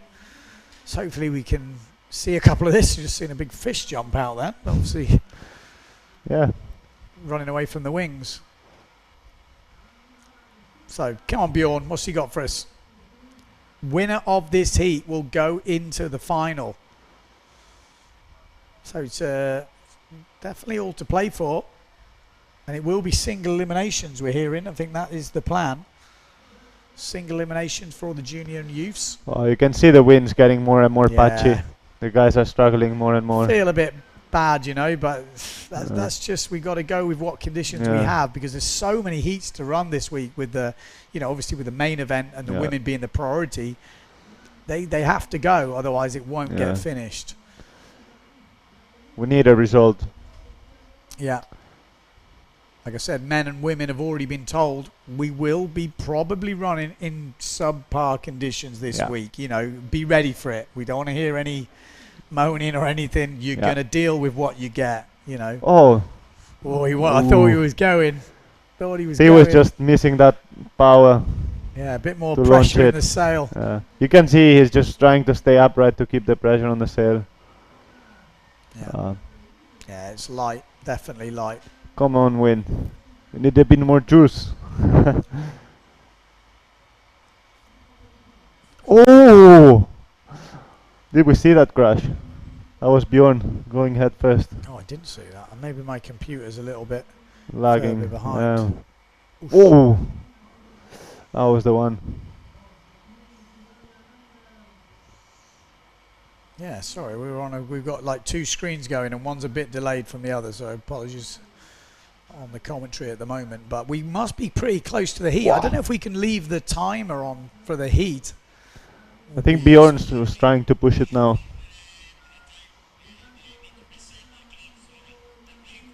Okay, so we will be having the timer on the screen in the next heat. That's the plan. Just needs to get it all synced in. But we are, I would say, close to the end of this heat. And who do you reckon? I mean, we haven't seen all the moves. That's the difficulty about being in the live stream. You don't see all the moves. But I mean, the guys have been sending it. Javier looks, maybe we saw that. Yeah, we saw he got the best jump. Best jump we've probably seen. They all made it look good, but would have been nice to see exactly what they all did. So yeah, but we know Marco from the first heat was full sending it, and yeah, be interesting to see how he's put down his full scores. Like I said, in an ideal world, we have full live scoring, we see everything, but we don't have that for the junior and youth heats. Just gives you a much better overall picture. You can build the excitement coming into the last minute, but at the moment, oh, he looks upset, doesn't he, Bjorn? You can see, I've done that before, the old boom tap. The old, I'm not angry, I'm just a bit annoyed. You know that I've done the mass tapping a bit more lately. But you know what, the other day I did a couple of boom taps, but that was because I was happy about landing a move. Yeah. Can mean both, but I think he was a bit frustrated because he's underpowered and he tried a couple of forwards in the same run, and with the lack of power, he couldn't make it around. Yeah. Which is unfortunate. I know it is frustrating when you know you can do something and then that's you cannot competition put it all together over, isn't it? And or maybe the conditions stop you doing it, and it's frustrating. But yeah, I do feel a bit for him because that looks very light. I mean, did it get cancelled? Would it get cancelled? Maybe they're at the end of the heat, so maybe not. I don't think so. But it looks light. Yeah, you can just see the patch. It's kind of windy at the top, and then that down at the bottom, and there's no wind. This has been happening a lot the past month. The wind has been a bit weird lately, for some reason. So could be just one of those summers that the wind just doesn't kick in. Yeah, well, as it normally does. We've definitely had a strange summer in Portugal. It's been a little bit strange, which usually has the same thing here. Yeah. I mean, the weird thing is in Portugal, there's southeast winds at the moment, which that's not good for here. I wouldn't have thought so. I'm interested to see how the forecast progresses. I think the winds are really localized right now, so that's going to be hard for the waves to come down. You know, because I think there was Levante and Tarifa as well. So let's see. But we gotta keep positive. I think that's what we have to do. Because at some point we will get something. So it looks like E09 is the winner. So that was good job. So into the final, Marco in second place and Bjorn in third. And you could see that boom tap pretty much said it all. He was, you know, he could feel he wanted to do more, just didn't quite have the pressure in his sail. This is Maria Morales. Looks like going into their second one. Oh, there we go. Oh, that was a beauty. That's a proper forward that. This is the under 17 girls second final. We've already had one final. Maria Morales won it. Second place was Sol. Third place, Ana Julia. So Maria starting off this one with a bang already in. 2 jumps, 2 waves to count. And they're going to have... Baki? Are we going to see a Baki? Yes. Maybe. Tabletop? Oh. She was lacking. I think she just got to the little no wind patch down at the bottom end. I think she's on a 4-2. Okay. Let's pick up Sol or one of the other riders in this heat. If we've got a couple of cameras on it, hopefully we can get into the transition in between riders, which we're definitely going to need for that main event. Because there's going to be a lot of stuff getting thrown down. We're going to go straight to a wave here. Wow, that was sick. Good job. Good riding. Yeah, she's further down the bunker, you can see. And she does that clue first wave ride so well.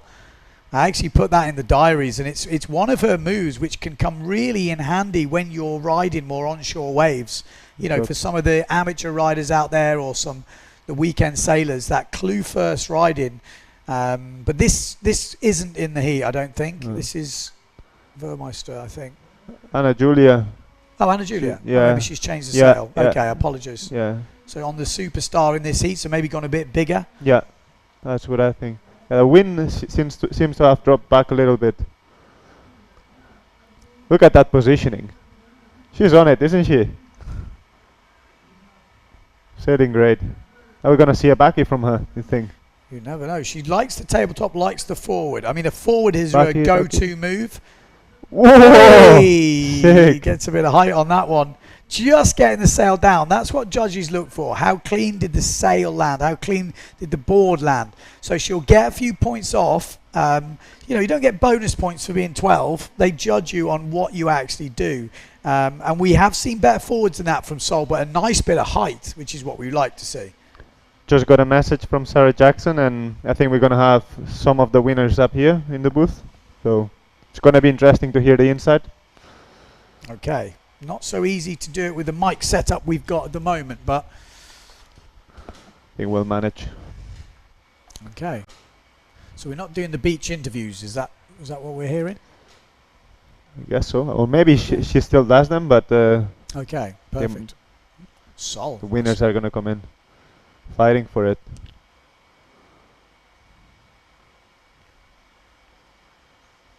She's got a bit of a higher boom approach than some of the other riders.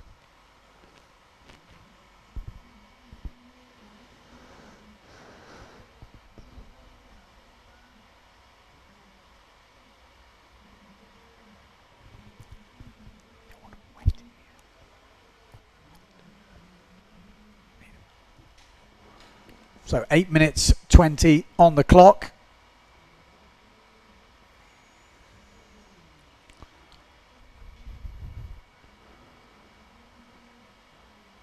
Sol just tacking on the outside.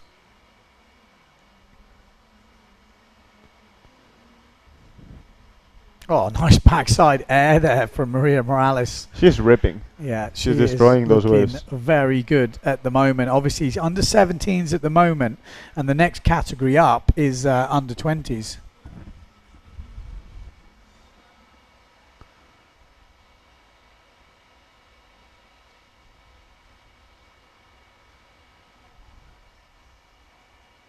Sol flying on that inside. Looks like she's definitely changed up. Looks a bigger sail. I used to actually race with her mom back in the day in the Mistral 1 design. I think she's actually been to the Olympics for Belgium, maybe. So, obviously keen windsurfer herself. Sidrid. Here we go. What's she got for us? 12 years old. Ripping it up. Maria Morales in command of this heat at the moment, but what can Sol answer back with? This is the second final we've seen from the under 17 years old girls. Wow, beauty. Oh, that was a nice one. No, she's unlucky on the landing. Yeah. But look, really good style there. Because say she's 12 years old. This is under 17. So in this category, she's got like 4 years left.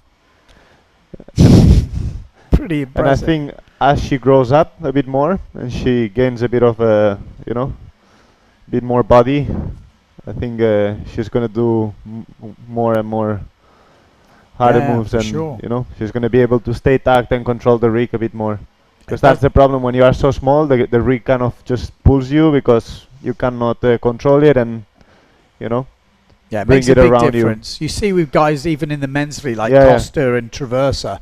Costa's able to hold that position without getting pulled out of it. I mean, and helps. another example, same with Marino when he was younger. You know, he was not jumping as high, and as soon as he clicked, and he went just whoop, whoop, he grew up and got bigger. Then he started going higher, and just you could just see now he just is in control of everything. Here we go, Sol on the inside. There's Wow, that table. nice. Going super well. Like I say, 12 years old. We do have two other women in the heat. There we go. There's Anna Julia on that top bit. E19 forward loop down the bottom from Sol. She's thrashing out the forwards. I think she's just trying to do a perfect one.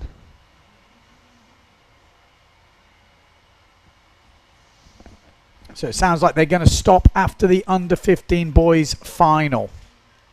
I think the wind is quite light at the moment.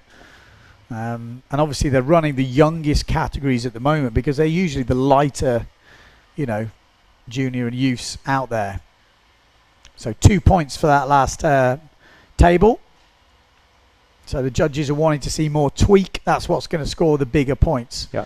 Obviously height, landing, and when it's something like a tabletop, it's all about the tweakiness. So Maria has been demolishing the waves, eh? yeah, she's looking in really good form. And she's in the main event as well. We got to say that. I mean, and there'll be a few scared older women, not elderly women. That sounds wrong. A bit older woman. Yeah, older than mature. her. Women who wouldn't want her in a heat in certain conditions.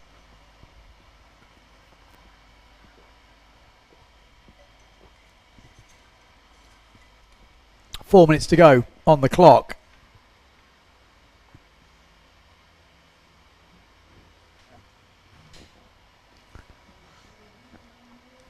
Okay, nice little wave ride there from Sol.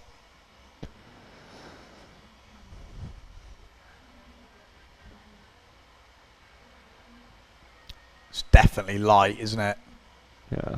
You can just see it. But they're moving around quite freely. You see Maria. Maybe on a 4-2 or something like this, maybe? Yeah, maybe? I think so. 4-2, 4-0, something like that. Yeah, I'm not but sure. it does look windier on the screen than it actually is. It's not that windy. Okay. But your definition of windy is probably different to these guys because they are light. Yeah.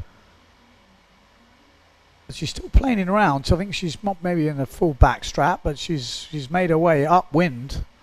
How's your eyesight? What size sail is that? I think we're going to see it now, if the camera follows.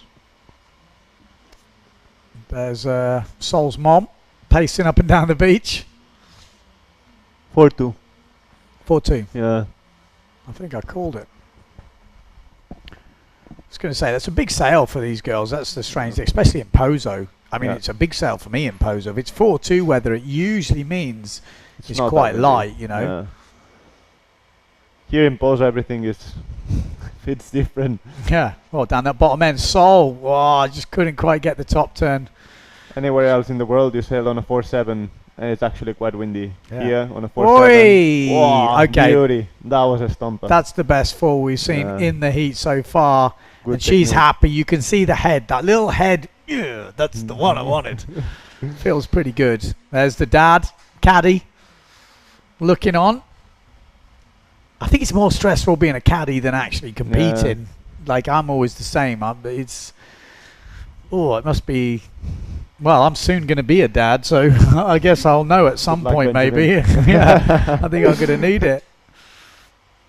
So a 4-point wave ride from Morales. That I think that was with the clue first, and then that 6.67 for that last forward. It was a beauty. There we go, dominating at the moment. Whoa, Sol, nice forward, cleaner one. I think she must be happy with this one now. It's probably solid in second place. We've seen quite a good standard in this heat. Has to be two different jumps we're hearing.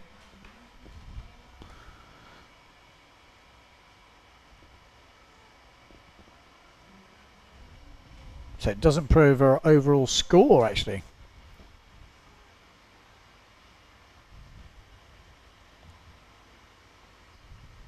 Okay.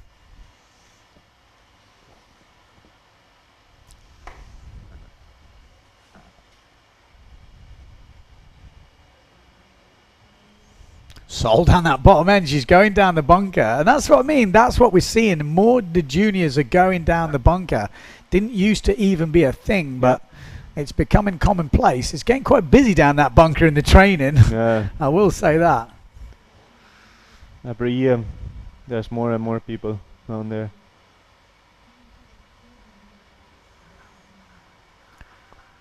She just got 4 points for that last forward, like you said. Probably her best forward of this heat so far. And that will go on to her probably can scores. do a better one, but I think she should be happy with this one. It was a really good one. Front side. Oh, just run out of power. I think judges want to see some front side riding. I think that's what they are going to score higher.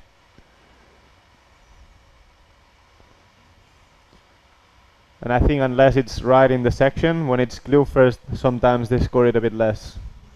You know, because it's harder to keep the sail in the right position, you know, without shifting it when it's onshore. Yeah. So I think that's what they want to see, just some proper front side smacks. Don't let that put you off going clue first. It's quite a functional move, you know.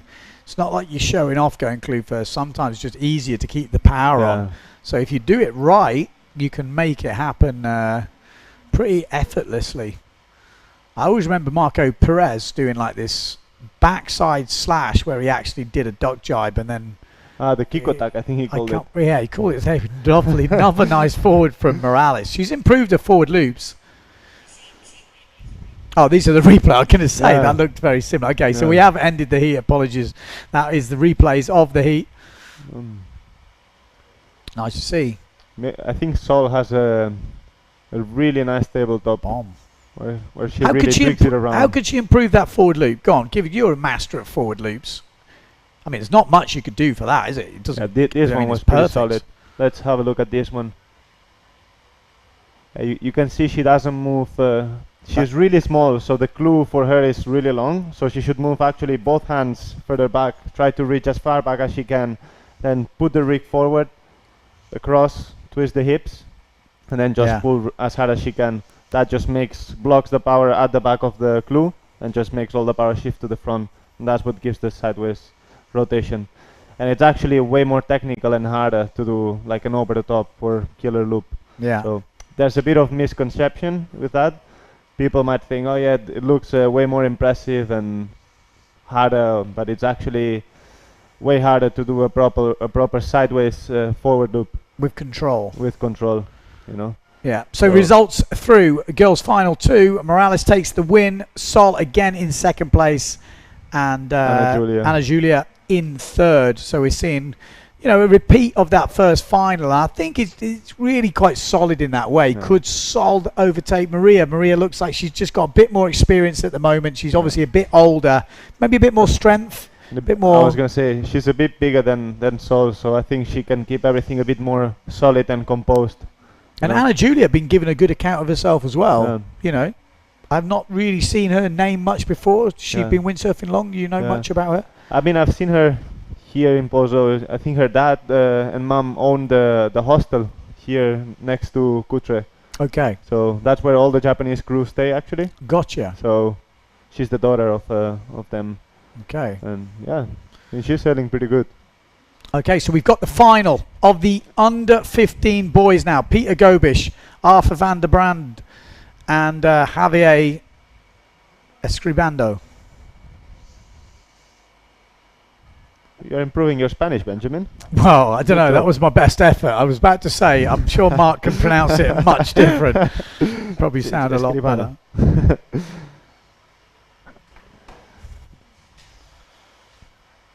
So we just had a 4.67 forward. I don't know if we can get those guys in the screen, guys. We're focusing on the wrong people at the moment. I want to get on the guys in this heat, which is Germany 802, Belgium 9, and Spain 9 as well. There we go. That looks like Gobish on the outside.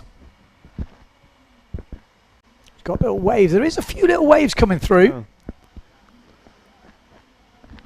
And what are these guys on? 4.5s, 4.2s still? I think smaller. Smaller, okay. Because Maria Morales is on a 4.2. Yeah. She's a bit bigger than them, I think, though. Oh, yeah, this is the under 15s. Yeah, you're right. You are right. So I think they must be on something. It's like 3.4, 3.7. Okay. So RRD, Artur, on a 3.7. The Belgium Ripper. Yeah, there's quite a few coming out of Belgium. I guess Dieter van der Eycken, Steven van Broekhoven, you know, Jentel Kers, all leading the way. When we were doing the clinic last year, actually one of the Belgium guys was with us, and all the Belgium crew was in Vargas while we were doing the clinic, and Arthur just almost nailed like a perfect back loop. I remember like he just had to hold on, but I think he was just so excited that he just relaxed and then he fell, but he was landing it perfect. Well, that's good to see. Good to see there's a good turnout, to be honest. I think the wind dropped even more, because I think Javier, now he has the same sail and he's hardly moving. But there'll be people out there saying you need to go bigger. You know? Yeah. Maybe, I don't know. It's difficult here, isn't it? Because it's coming in and out, the wind. When it's windy, and when it's not wind, there's hardly anything. It's a big difference between the two, especially with small sails. When that wind changes just 5 knots, makes a huge difference when you're on tiny sails. That's why always when you compete, it's better to take a bigger size and be a bit overpowered. And for example, me, I like to sail overpowered normally, but it's especially when you're competing, it's useful. You know, so then if you get that little wind lull, then you can just get through it and still make things happen. Yeah, and also if it's onshore as well, you know, if it's a bit more onshore, you need more power in your sail. Especially if it's small, that the wave doesn't generate that power and push that you need to drive and get the projection, then you kind of have to compensate that with sail power. There we go, nice bit of speed here. We're going to see a forward. Oh, he's Probably just underpowered, isn't he? Yeah, you can see he's going, but he's not got that juice you need to. Moritz Maug, I was talking to him, and he did say that he thought with the lower tide, maybe the wind was going to drop. Okay. So I think it's as well because the temperature is getting hotter and hotter now. We're midday now. Got a bit of power on the outside. Artur, who has he got for us? Yes. Boom! Nice bit of whip on that. That was a beauty. I mean, you could see he hadn't got much pressure. The wave didn't kick up, but a good technique, I think, saved him there. Really good. Could see he stayed good. Like he stayed back at the back of the boom tacked, and that just helped him whip around. Yeah, great technique. So Belgium 9, another forward. So he scored. Oh, another one from Javier. 4.67 for that last forward. Then we have Gobish wave riding at the bottom end. He's doing a good job linking the turns. Yeah, that's going to be a nice score. Get off before the beach. Good job. So who's your tip for this final? Going to be close, isn't it? I think so. I think everyone could make it. Yeah, it's open, isn't it? I think it's really open. I mean, he's opened his account really well. Artur! Nice. Oh. And you could see he just kept the board moving at the beginning. I think that's what the judges want to see. You know, that board always moving and just never keep it flat. Just always moving it on the rail.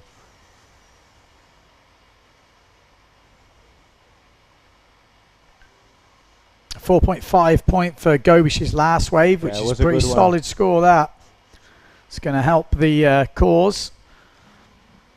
Do we know if he has any jumps, Gobish? I haven't seen any come through so far, just wave rides. Oh, talking about him. Oh, forward. Oh, just missing a bit of that kick. Javi got some speed. Nice bottom turn.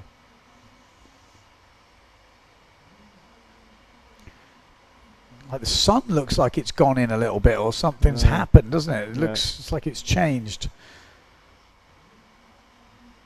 So Javi got 3.3 for that last forward. Yeah, I think everyone's in the mix right now. Yeah, I think Gobish has the advantage with the wave, and then the other guys have a better forward. I mean, I don't know, maybe he did a really nice forward, but we just didn't see it on the screen. Oh, look at him. Yes. Wow, they're going to like that. Judge is going to like, ooh, drifts off the back a little bit. Might get a bit underscored for that. Artur is pumping out the forwards. Another 4.67 forward loop. Just coming through. But he needs to get some waves, yeah. And that's the thing, in competition, his dad has probably told him it's usually won and lost on the waves. You know, people forget the jumping's like, I mean, in golf, it's what is it? Drive for show, putt for dough. And in wave sailing, it's jump for show, but wave ride for the money. You've got to get those waves in. They're sometimes the hardest things to find. But he's giving it a good go here. Oh, good job, Arthur. Oh, yeah, tricky spot down there. Interested to see what the score is going to be for that wave from Gobish, because he went right on it, and at the bunker that it's hard, you know, he got the sail open. That's exactly what we were talking about. This frontside riding without shifting the sail, without flipping it. Javier just having a little ride down there, front side. Oh, that's the problem. Yeah. That is why it's hard to ride here in Pozo. I mean, the men and the women's fleet make it look easy, but every so often you get a full major backwind, no matter who you are. It happens to everyone. Yeah. Especially those east days that the wind is more onshore and the waves come with the wind. It's like a classic. Happens to everyone. Here we go. Oh, tabletop. Not quite getting it up there. I think that'll go down as a DK. We'll wait for some scores to pop through. So this is the youngest age category, under 15s. And we've had quite a few of the, kids that were under 15 before now moved up in age category. So as we go into the under 17s and the under 20s, there'll be a lot of names that you recognise. Wow, nice one. Good way from racking up the points. The Belgian. I think they are starting to move down to the bunker as well. I think they realize that the wave opportunity is better down there. If they want to win a World Cup, which it is, Junior World Cup, you've got to go and find those lips. If you smack one of them, there's a very good chance you're going to have a tasty score. But what you find out is if you go down the right at the bottom, it can get lighter, the wind, because you've got the wash of the wave, and it's not so easy to get out of there. Come on, Gobish. Gobish. Give us a ras. Oh, hello. Nice. Beauty. And he has to pull out there. If you're thinking he dropped off the back, he actually didn't. The judges will know he was under control, but he kind of had to, otherwise he'd be on the rocks. Scraping fin. Yeah.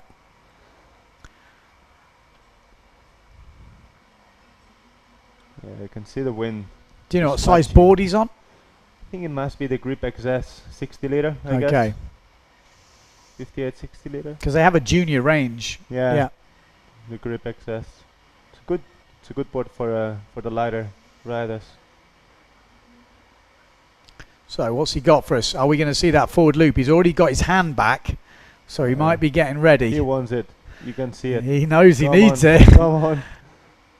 It's going to be the longest forward run of his life. He's like, just give me a wave. I'm ready. Come on. I'm ready to send it. He's looking for it. Oh, something is building up. Come on. He's got 1 minute 20 left. Needs to find this forward loop. He's got plenty of power. Oh, and he's at the tack. No. He's got 1 minute.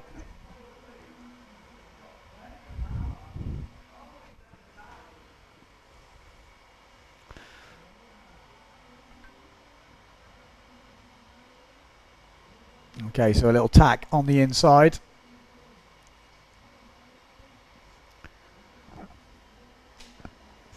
Who's going to get this? 50 seconds to go. Without seeing the overall scores, but it looks like Gobish down the bunker might have done some damage. We just saw the end of that wave ride, which you would expect to be a good score. If he's in the mix down there.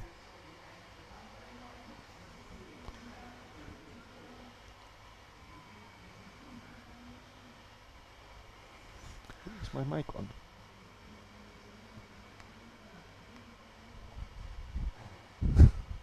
Okay, 20 seconds to go. Who's your money on, Mr. Paré? I mean, I think Gobi's got it in the waves, but it would be nice to see if he has a jump score. Yeah, I think he wants it, but he's going to run out of time. 4 seconds to go. We haven't seen the full score sheet, come on. but he's... Oh! Yes, yes! I mean, that was right on the hooter. We'll have to check with the judges if it's scraped in, but Arthur with a wave at the same time. That was a good turn from Arthur. It's going to be tight this hit. Well, we'll have to wait for the full scores to come through and official judges to give us the verdict. Well, close heat. Who's your money on? It's hard to tell, isn't it? I mean, Arthur had good forwards. Govic destroyed it in the waves, but then it seems like Arthur got a couple of good ones at the end as well. Could come down to that last score from Arthur on the waves, you know. Again, without seeing the jump scores, I wouldn't like to make any predictions, but we'll be hearing soon enough the results from that heat. And that was the final, so a lot hanging on this result. And I think we've got under 17s girls last heat. There was 3 heats. We've already done 2. We've had some very similar results. Maria Morales, Sol Dietrich, and then Anna Julia in that order in both heats so far as we go into that third and final heat for the under 15 girls. Oh, so we're here. We're going to stop after that one. Okay. So we are going to stop. We're going back to standby. So we'll wait for those results to come through. Like I said, really good showing from the young guys. Like I say, under 15 years old. Do we know the actual ages? I mean, they've got to be 14 or under. Yeah. So some of them look pretty young. Yeah, exactly. So I'm guessing they've probably got a few more years left in this category. So maybe you're a young guy out there watching. Maybe you're thinking, yeah, what? I can do that. Be interesting to see, you know, if there are some undiscovered talents. Anyone got like a young ripper at their beach? Let us know. Bring them over. I think that's the recap, isn't it? Okay, so we're just going to have a little look at the highlights from the last heat. See if there's some stuff we missed. Wow, and here was the forwards from Arthur. It looked really good, didn't it? It got really good style on those forwards. I mean, look at that. Better one. That's got such a nice style of forward loop. And when he gets a bit heavier, as Mark was saying earlier, and this was that wave down the bunker, when he opens up that clue. Right in the seconds. Yeah, that was decent. I think that was the wave I actually missed. So that could be a difference maker. Arthur as well, though, did have a wave that I didn't quite see. I like Arthur. He always keeps it moving. Oh, I tell you, it wasn't a bad wave at the end, isn't it? It's going to be a super close heat, this. So we'll wait for these results to come through. Good job.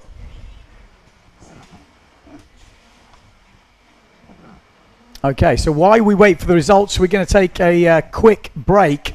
But hopefully, like I say, we'll bring you the scores, unless they're holding them back for some reason. Sometimes they do hold the final results back. So let's take a quick ad break, and we'll see you soon.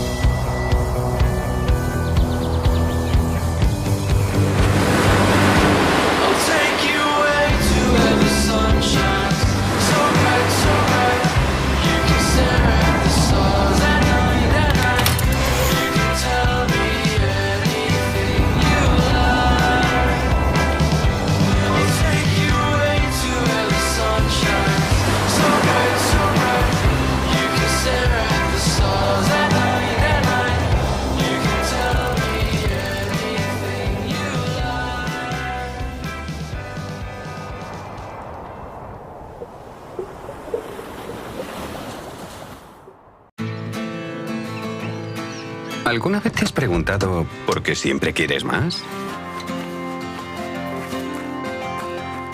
Más lunes sin alarmas. Más primeras veces. Más saltos al vacío. Más desayunos en la cama. Más olor a mar y a campo. Más sonrisas a cámara. Más latidos por minuto. Más disfrutar del camino. Más sueños casi cumplidos. Más amigos de repente. Más carreras a cualquier parte. Más sabores por descubrir. Más quedarse sin palabras. Más tiempo. Tiempo para perderse y volver a encontrarse. En definitiva, más momentos como este. Y este. Y este. ¿Y si la respuesta nunca ha estado en el qué, sino en el dónde? Gran Canaria, mucho por vivir.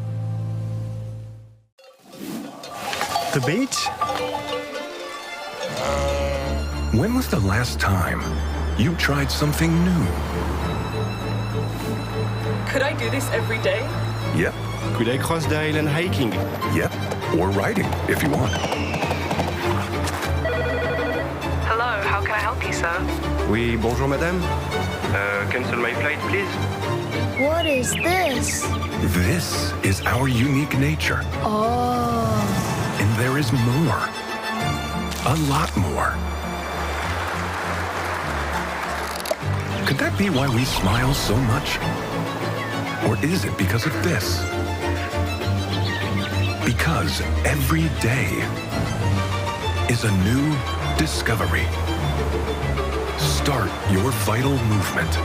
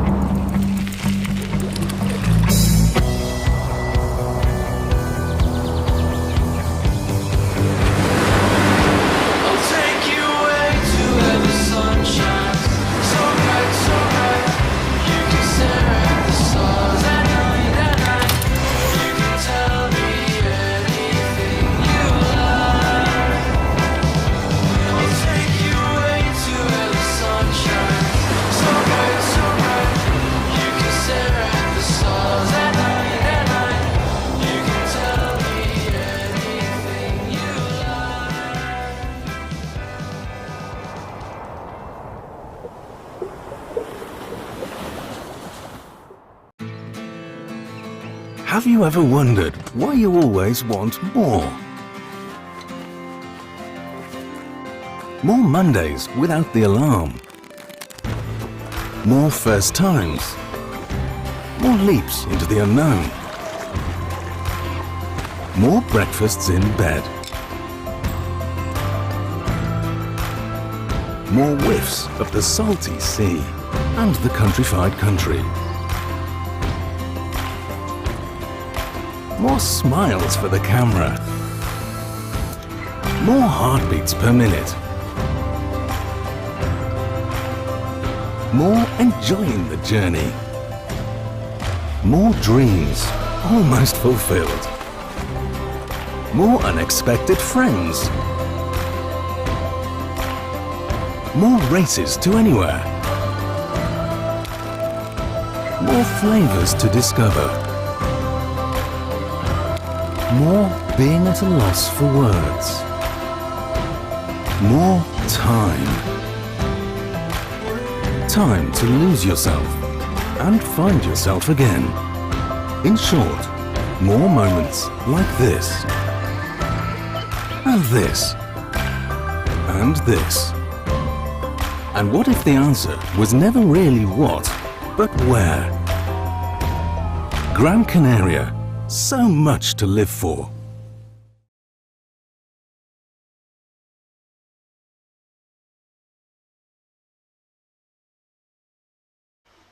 Okay, so welcome back. I was about to give you the results. Literally, I was just about to go, okay, so here's are the results, but I've just said wait, because it is a split decision between Peter Gobish and Arthur van der Brand.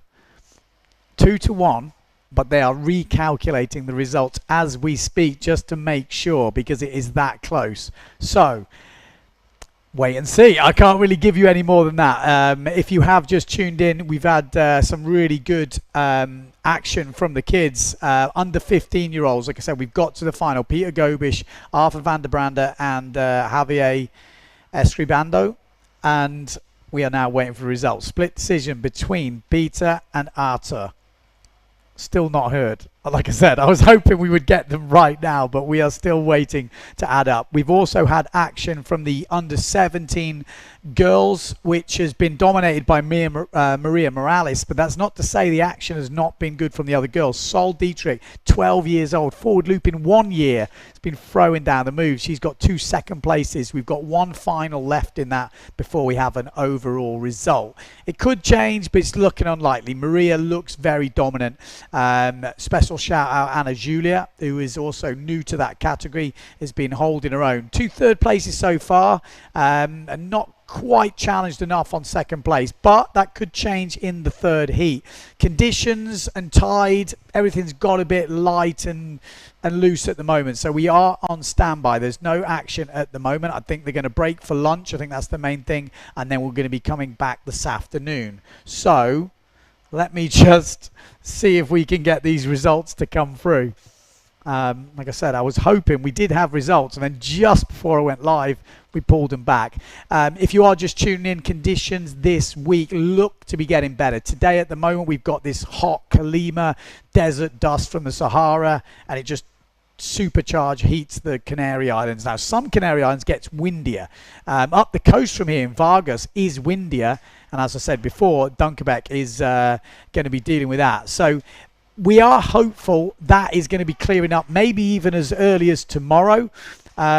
So yes, so there we go. Oh, so we have had a split decision, which was announced at one point, where we might have had the Belgian winning, but it has just been recalculated. They've added it all up, and it is now confirmed that it gets split on the highest single wave in the heat, and it goes to Peter Gobish. So Gobish wins it on a split decision, going on highest wave score. Arthur van der Brande is in second place and Javier in third. That is official results. So there you go.